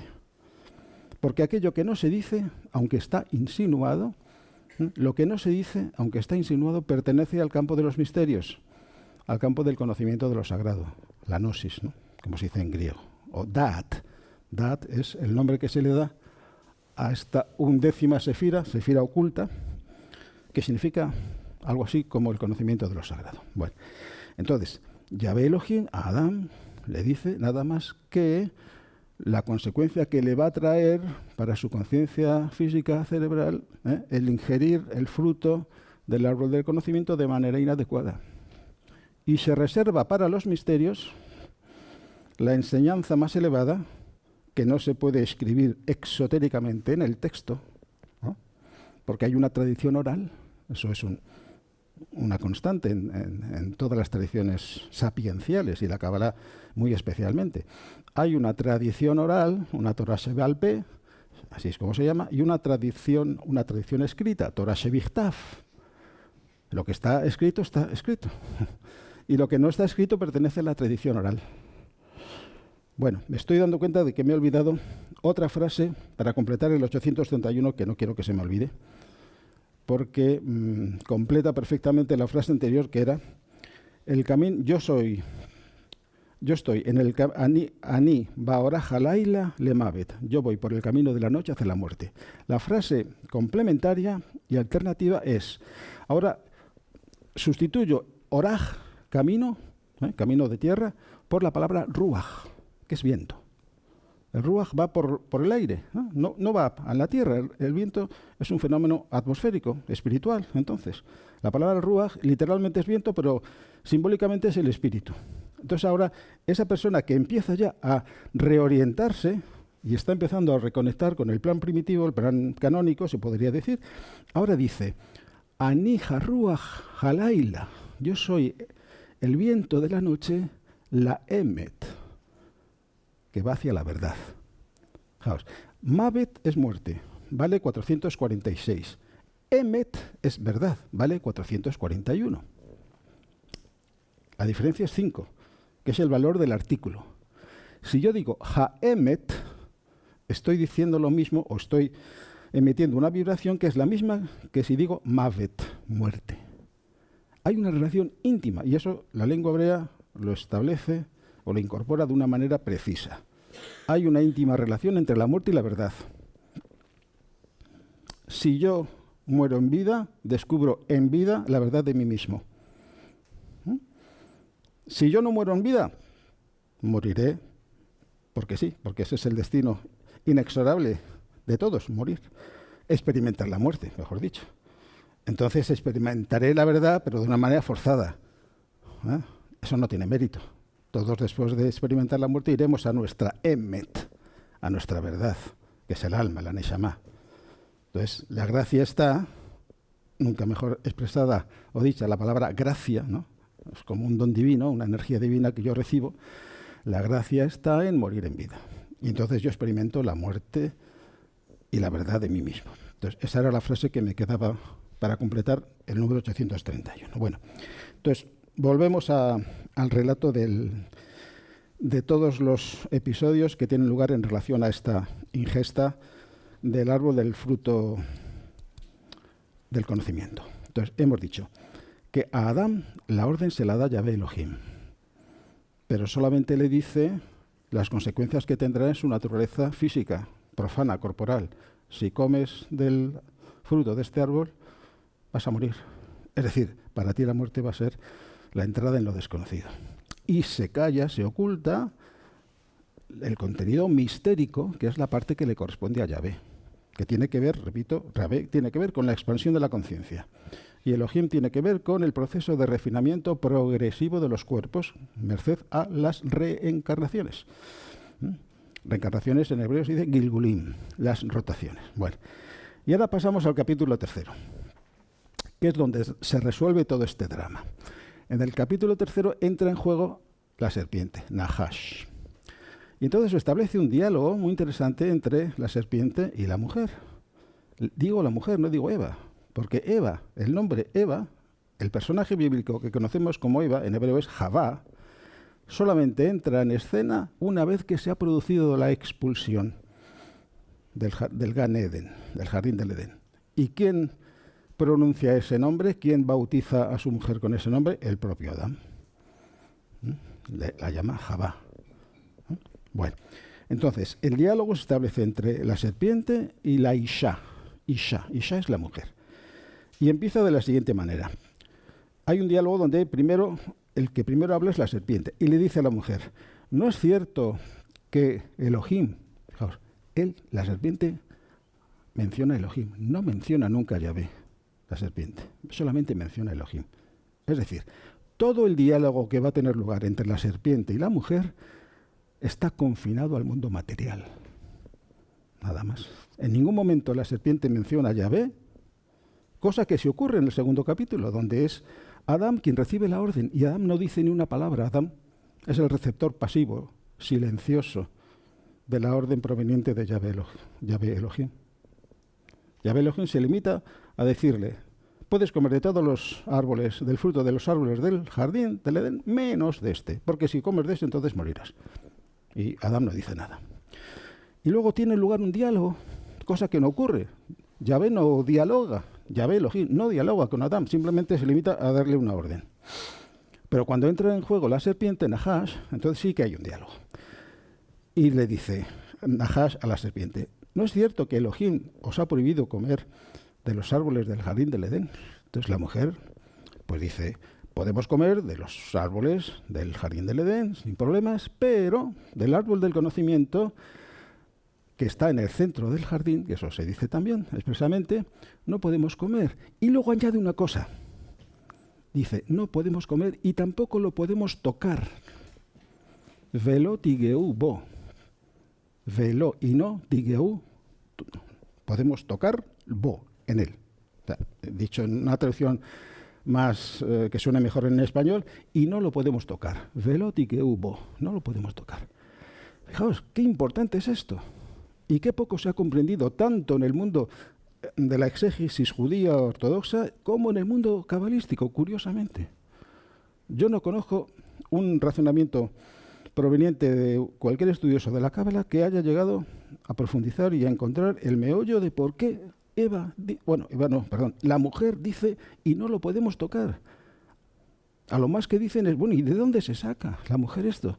Si eso nunca lo ha dicho Yahvé Elohim. Lo que le ha dicho Yahvé Elohim a Adán es que no lo pueden comer, pero no le dice nada de la manera correcta de comerlo, porque eso se lo reserva para el ámbito privado y sagrado de los misterios. ¿Entiende eso, verdad?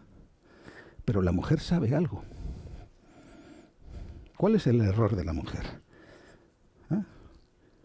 Exteriorizar fuera del ámbito sagrado de los misterios. Y cuando digo mujer, no me refiero a la mujer en el sexo femenino. Ojo, esto es importante que lo diga para evitar malentendidos.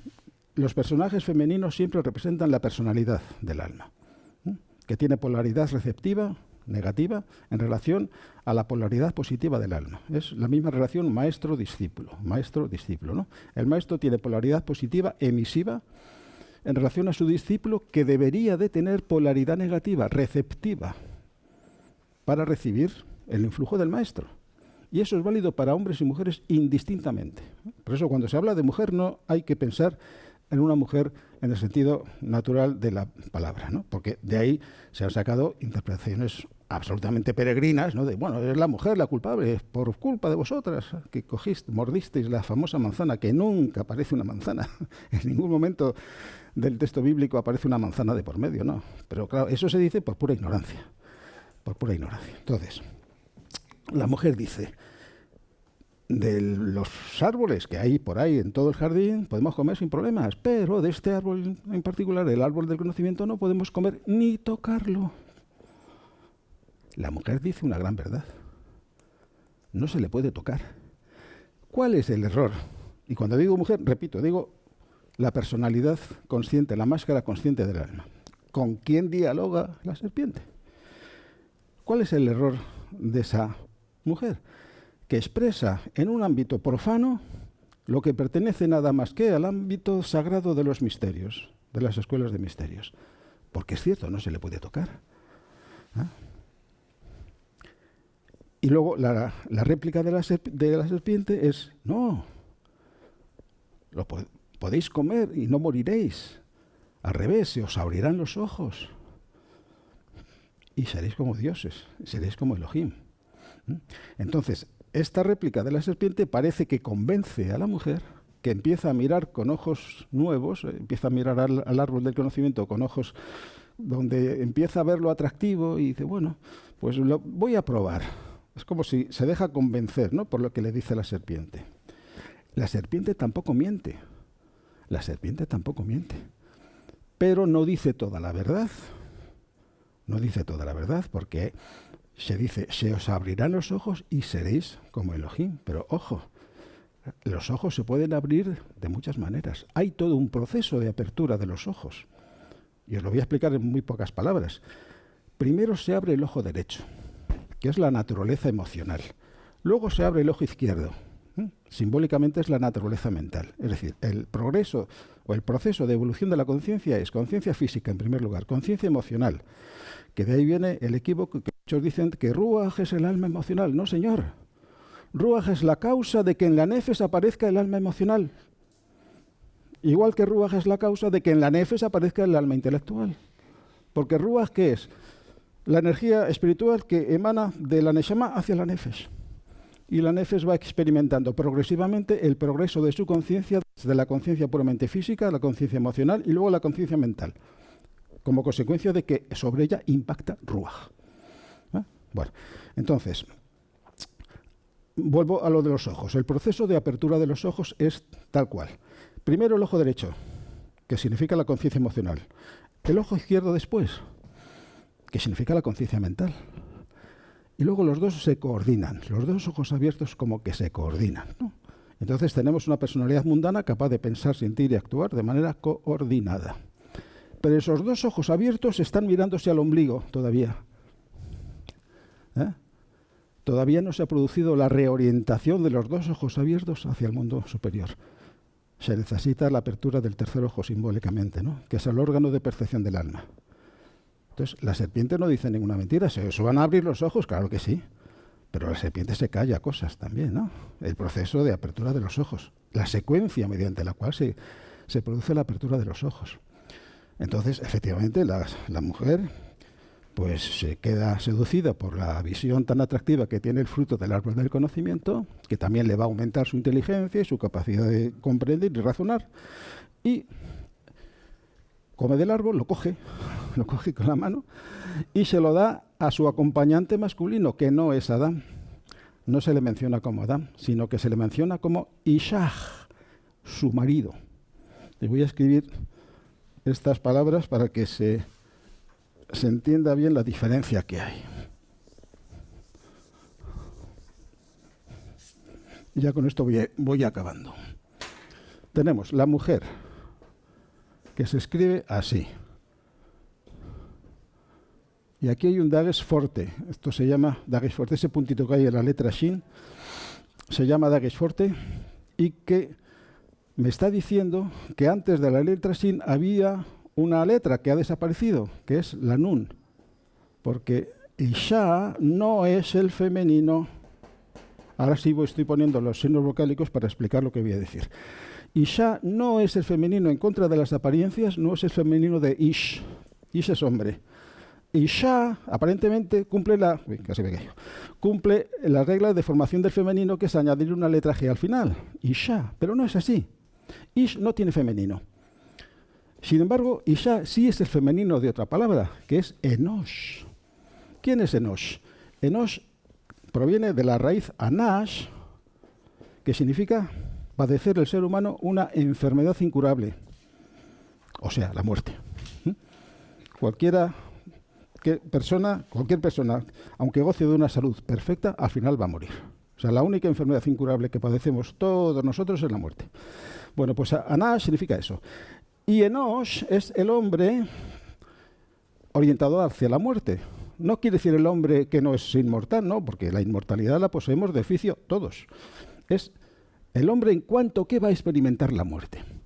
Pero si el hombre es Enosh, cambia su polaridad, se convierte en femenino, se hace receptivo frente al Ish, que representa el alma, en este caso, ¿qué ocurre? Pues se tiene que formar el femenino de Enosh, y el femenino de Enosh, en una primera instancia, se forma de esta manera.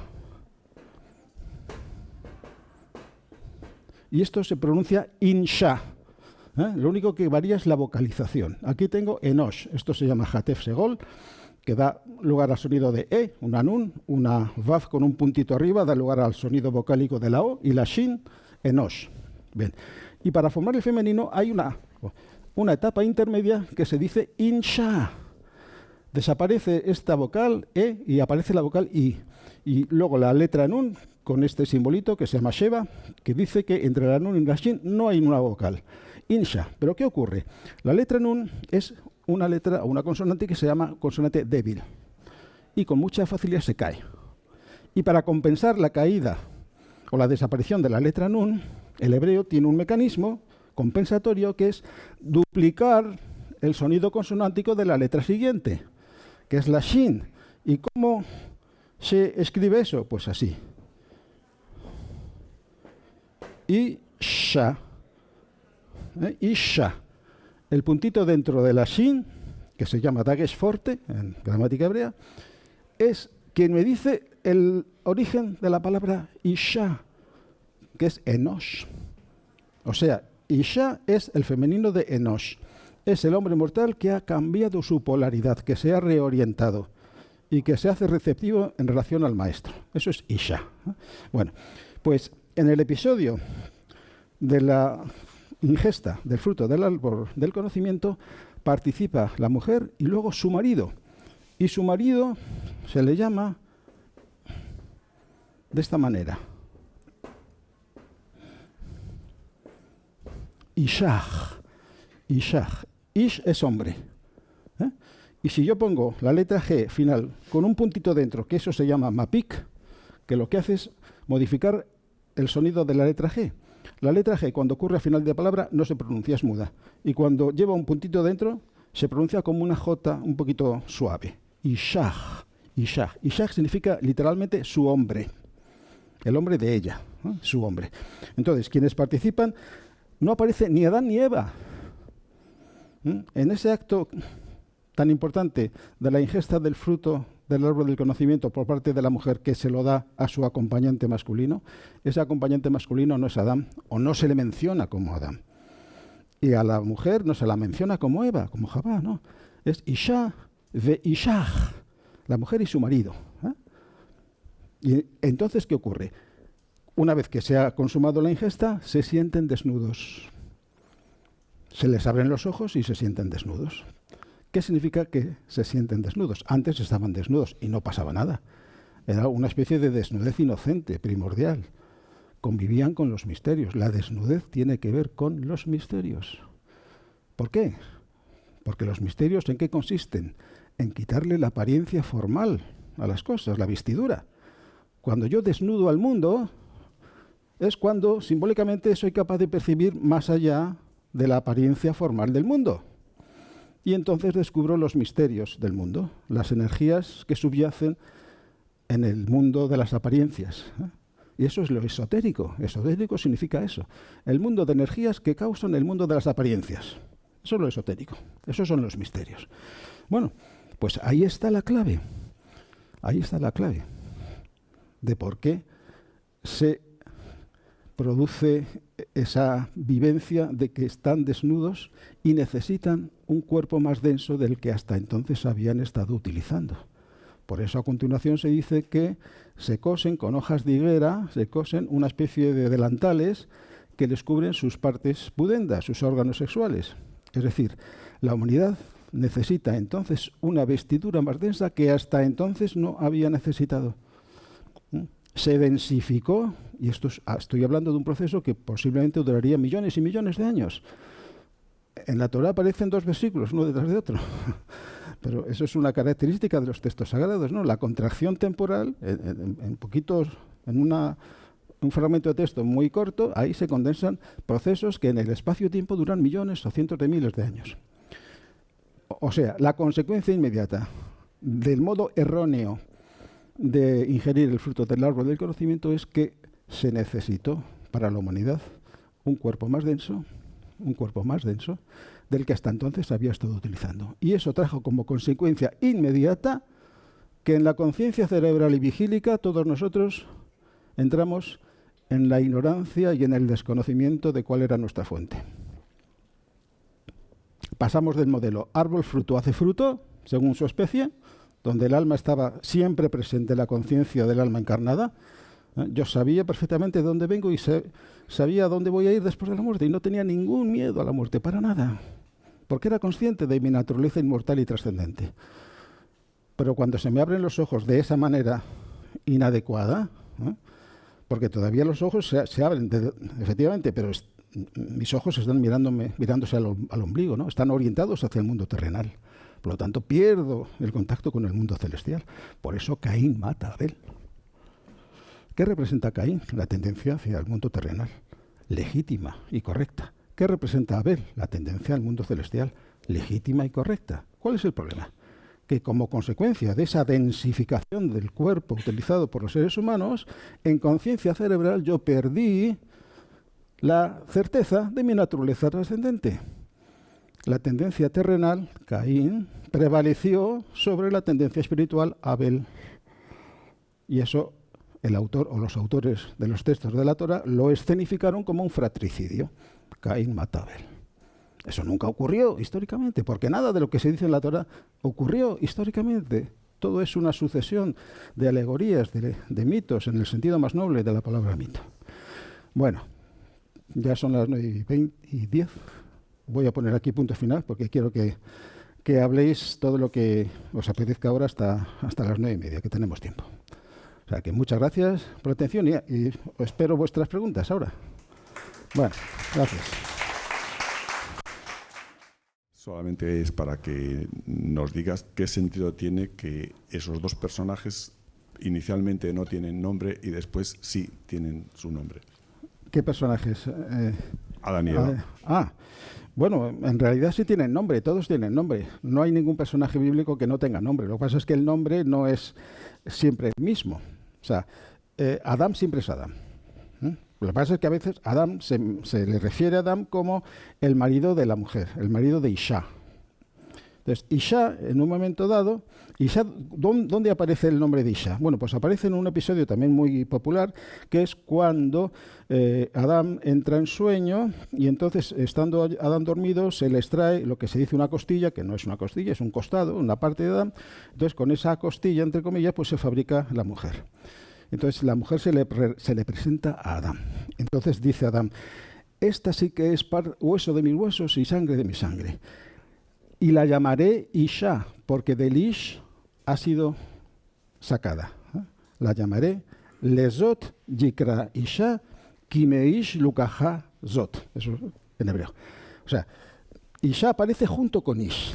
La palabra Isha, mujer, aparece junto en el mismo episodio que la palabra Ish, los dos juntitos. Eso significa que hay una relación íntima y profunda entre ellos.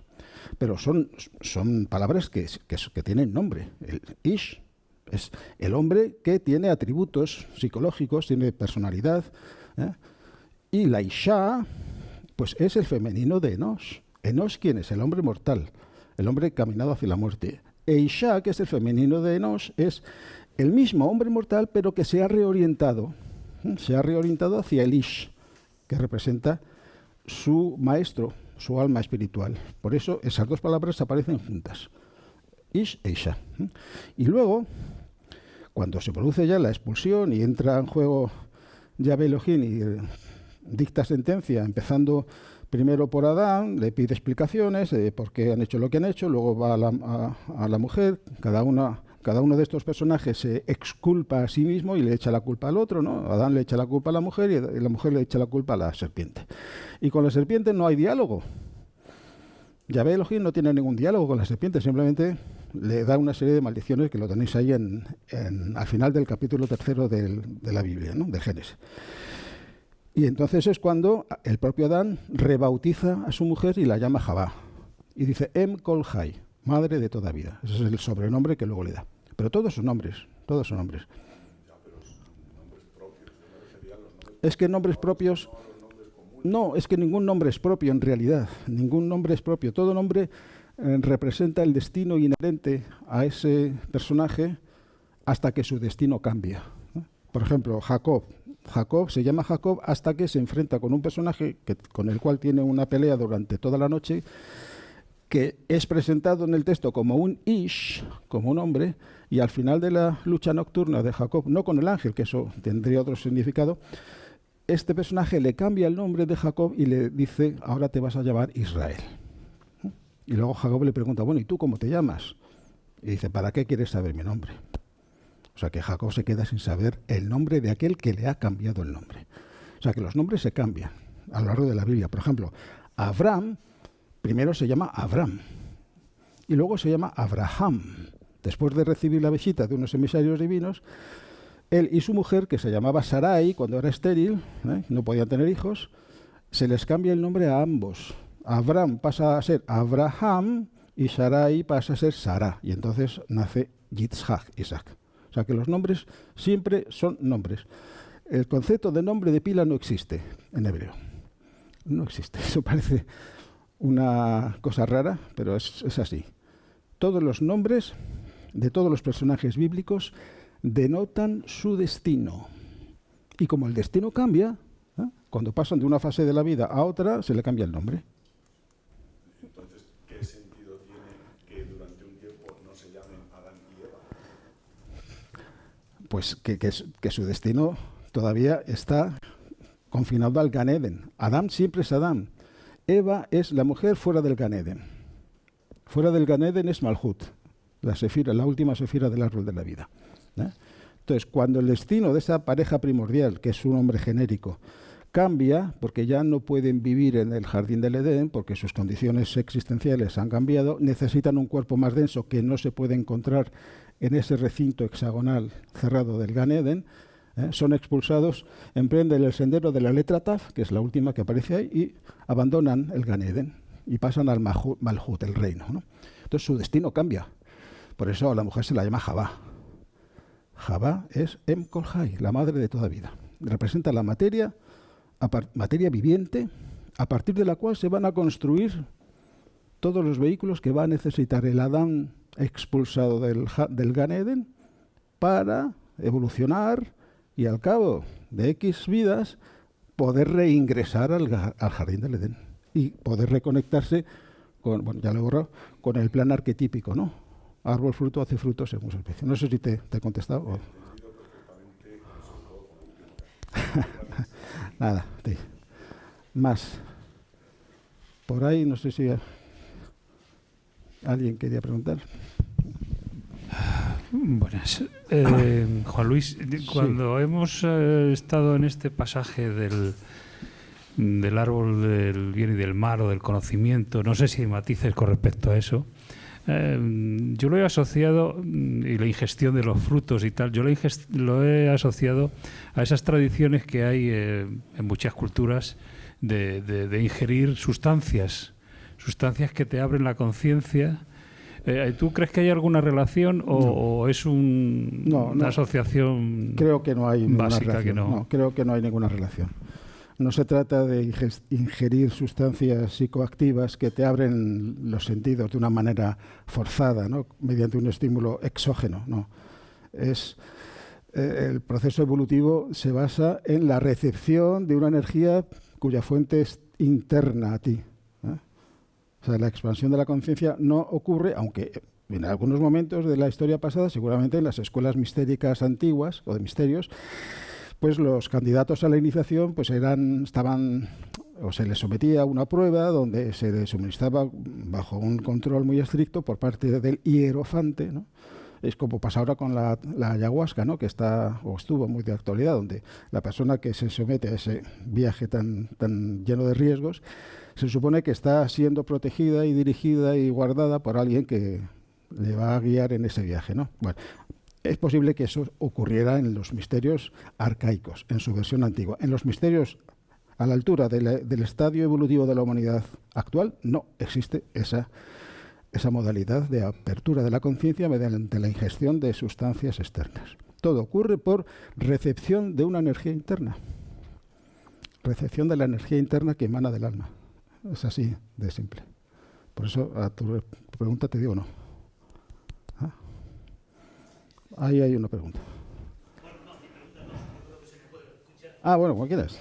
No, simplemente habías comentado que el perfume es el alimento del cuerpo espiritual. No del cuerpo espiritual, el alimento del alma. El alimento del alma. De la conciencia, no del cuerpo, de la conciencia. Me ha venido la imagen del regalo que hicieron los Reyes Magos de la mirra, que precisamente es precisamente Bueno, una sustancia olorosa. no tiene algo que ver. Bueno, eso sería otro tema, ¿eh? Ya cuando me hablas de los llamados Reyes Magos, que la condición de rey no se dice, eso pertenece o se dice en algún evangelio apócrifo, se habla de magos. Tampoco se dice que sean tres, lo que pasa es que como son tres presentes... Sería que el perfume que nunca se me había Ya. nunca había pensado que eso fuera un alimento.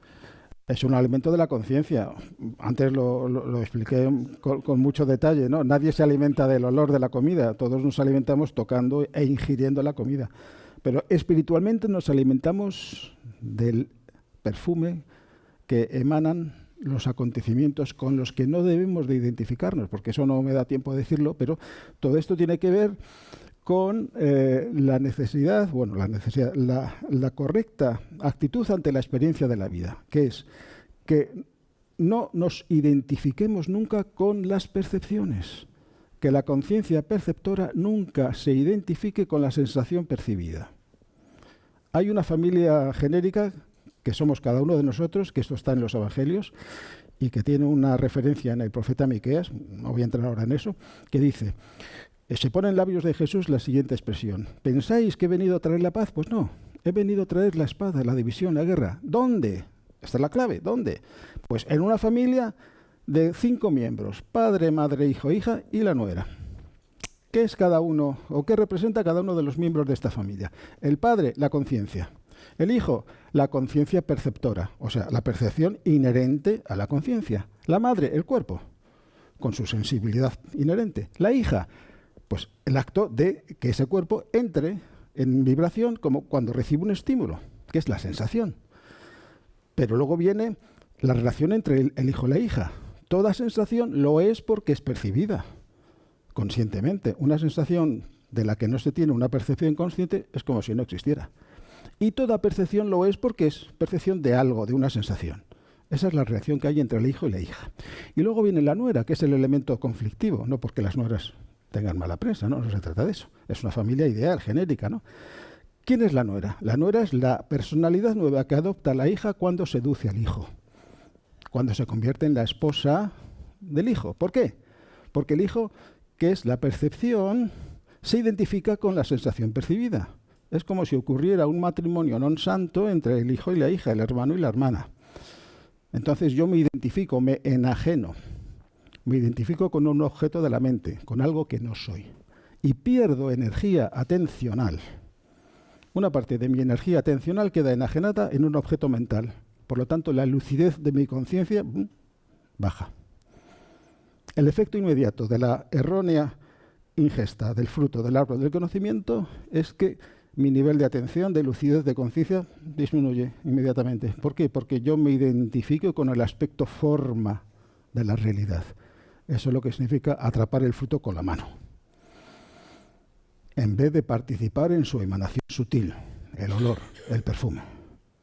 ¿Se entiende? No, nada. No pasa. Bueno, nada. Tenemos 10 minutos todavía para un par de preguntas. A ver, aquí... bueno, por seguir el ritual del... Sí. Quería preguntar qué significa la expresión morir en vida y cómo se podría morir en vida, recibir esa gracia que usted ha hablado de morir en vida. Pues nada, morir en vida lo dice la propia palabra. Obviamente no se trata de morir en vida en el sentido más burdamente material, ¿no? No se trata de eso. Morir en vida es eliminar los apegos. Desidentificarme con mis falsas señas de identidad para identificarme con mi única seña de identidad legítima, que es mi yo superior, mi alma. ¿Y por qué se utiliza morir? Porque después de la muerte vamos a hacer eso forzosamente.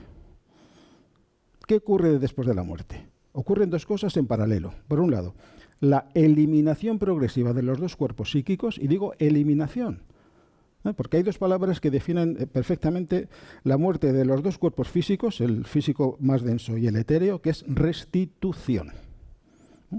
Los dos cuerpos físicos se restituyen a su depósito, la tierra física y la tierra etérea.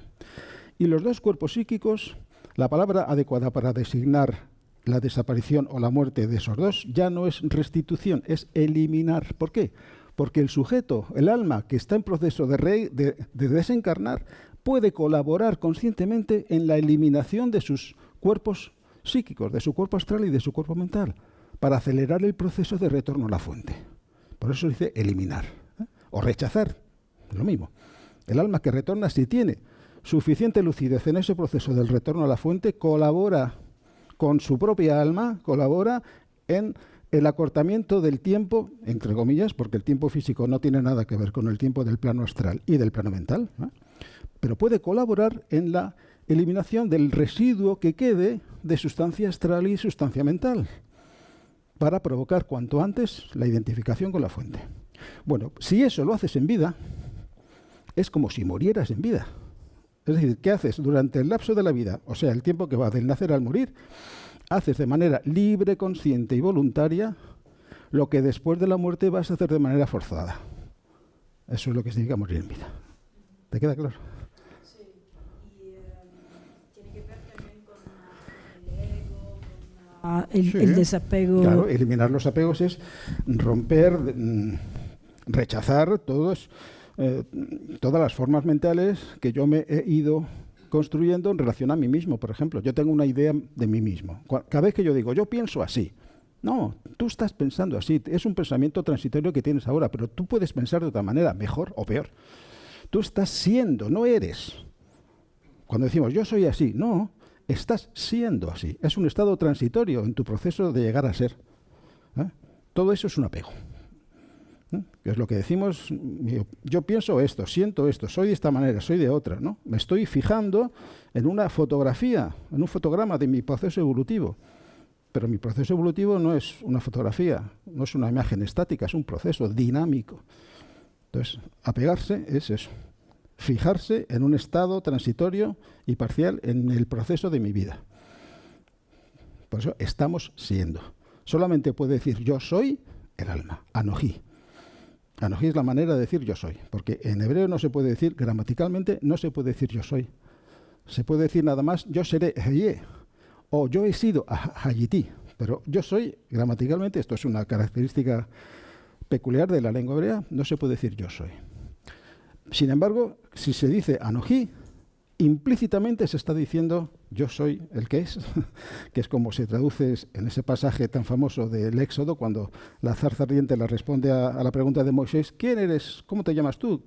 ¿En nombre de quién yo voy a Egipto y me presento ante el faraón y le digo, déjame sacar a mi pueblo para venir aquí, para rendir culto a este Dios? Entonces la respuesta de la zarza ardiente es Ejeye Asher Ejeye, que se traduce erróneamente como yo soy el que es. En hebreo eso no es la traducción correcta. La traducción correcta es yo seré ese yo seré. Es un proceso dinámico de llegar a ser, hasta que se es. Yo seré ese yo sé. ¿Qué pasa? Que cuando se tradujo al griego en la Septuaginta, ese pasaje se tradujo de una manera diferente. Más o menos se dijo, o se tradujo de la siguiente manera. Ego eimi oton. Creo que esa es la manera de decirlo. Ego eimi, yo soy, oton, el que es. Y cuando se tradujo al latín, por parte de San Jerónimo, se tradujo no del hebreo, sino del griego. Y se tradujo ego sum qui sum. Latín, ego sum, yo soy, qui sum, el que es. Pero eso no se corresponde con el texto hebreo. En el texto hebreo se dice yo seré ese yo seré. Yo seré ese yo seré. Esa es la respuesta. Bueno, alguien... Silvia. Que nos explicara un poco más del 442. El número 442, por favor. ¿Por qué 442?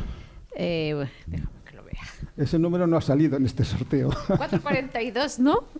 No. A ver, entonces dice 831. Sí. Un momento. 831 es la suma de Sí. 450 más 801. Sí, esa parte. Si nos explicas Sí, rápidamente, bueno, por favor. Lo repito, sí. 450 es lo que le dice... Lo que le dice la Neshama a su nefesh, le dice, Anoji Harreach Minja Ogel. O sea, yo soy el perfume que procede del alimento. Ogel es alimento. Eso vale 450. Yo soy el perfume que procede del alimento. Y luego le dice a su alma encarnada, a su personalidad terrenal, le dice, Beatá, y tú, Hager, el peregrino, Lejejalja Anoji. El peregrino que camina hacia el palacio, Jejal es palacio, ¿de quién? De mí, Anoji, el palacio del yo. O sea, tú eres un peregrino que camina hacia mí, peregrinas hacia mí. La meta de tu peregrinaje soy yo, porque de mí has nacido, o sea, de mí has salido y a mí volverás. Esa es la idea, ¿no? ¿Entendido? Vale. Bueno, queda tiempo, un par de minutos para una última pregunta. Sí, ahí, Paloma. Gracias, Juan Luis. Mira, yo te quería preguntar, bueno, un poco más que pregunta es tu opinión sobre cuando, bueno, las consecuencias un poco que tiene la acción de Eva. Es decir, cuando ella toma el fruto, que no es Eva, que no es Eva, o sea, bueno, es eso, es la Isha, mujer, Isha, la mujer. eso, pues cuando la mujer toma el fruto porque lo decide así por lo que oye con la serpiente, pues, o sea, eso a nivel vibratorio baja la frecuencia claro. claramente porque en la humanidad, y de repente se transforma esa conexión que tenía anteriormente con lo divino. Claro. Yo me gustaría un poco que explicaras eso, las consecuencias que tú ves ahí. Antes me he referido a eso. La primera consecuencia es que se sienten desnudos, se dan cuenta de que están desnudos. Antes estaban desnudos, pero como dice el final del segundo capítulo, dice, y los dos estaban desnudos y no se avergonzaban. Adán y Eva, ¿no? Estaban Adán y su mujer. Y no se avergonzaban, porque ese era su estado natural de ser. Pero ese estado se modifica en el momento en que se produce una identificación errónea con el aspecto forma de la experiencia de la vida. En vez de captar el aroma de los acontecimientos que estoy viviendo, me apego a su forma, a su apariencia material externa. Entonces me enajeno, pierdo energía atencional, mi nivel de conciencia baja y necesito un cuerpo más denso. Siento vergüenza, siento que estoy desnudo, siento la incomodidad de estar desnudos. Nosotros nos salimos desnudos a la calle, ¿no? Nos vestimos, porque eso forma parte de nuestra idiosincrasia psicológica a nivel más íntimo, ¿no? Bueno, vamos a entrar en ese tema ahora. Lo que ocurre es una densificación no prevista en el plan original, una densificación del cuerpo que utilizamos los seres humanos después de esa errónea forma de ingerir el fruto del árbol del conocimiento. ¿Hasta hoy estamos buscando ascender a ese nivel? Claro, cada uno por separado está buscando y encontrando el camino de retorno al Gan Eden. Volver otra vez al estado, pero ahora ya con el pleno conocimiento. Ya no es una desnudez inocente, inconsciente, porque la desnudez significa vivir en la atmósfera de los misterios, pero sin comprender. Es una familiaridad inocente con los misterios. Es el que ve algo mistérico y lo interpreta como algo natural, que forma parte de su forma de vida natural. No tiene la curiosidad de penetrar en el sentido profundo de eso que está viendo. Por eso se necesitó salir del Gan Eden y entrar en Malhut, en el reino, en este mundo, para luego volver a recuperar la percepción de los misterios, pero con plena conciencia. ¿Qué le ocurre a Noé, que se emborracha en la tienda? Se desnuda y se emborracha. Bueno, pues que percibe los misterios en un estado alterado de conciencia, en un estado de embriaguez. El vino es otro símbolo del cuerpo mental, ¿no? Entonces, cuando el conocimiento que te permite el uso de la mente no lo administras correctamente, entras como en una especie de borrachera, de embriaguez psicológica, que te impide percibir correctamente e interpretar correctamente los misterios. Eso es Noé desnudo en su tienda. ¿Entiendes? Bueno, pues lo vamos a dejar aquí, que ya es la hora. Pues nada, muchas gracias y hasta la próxima.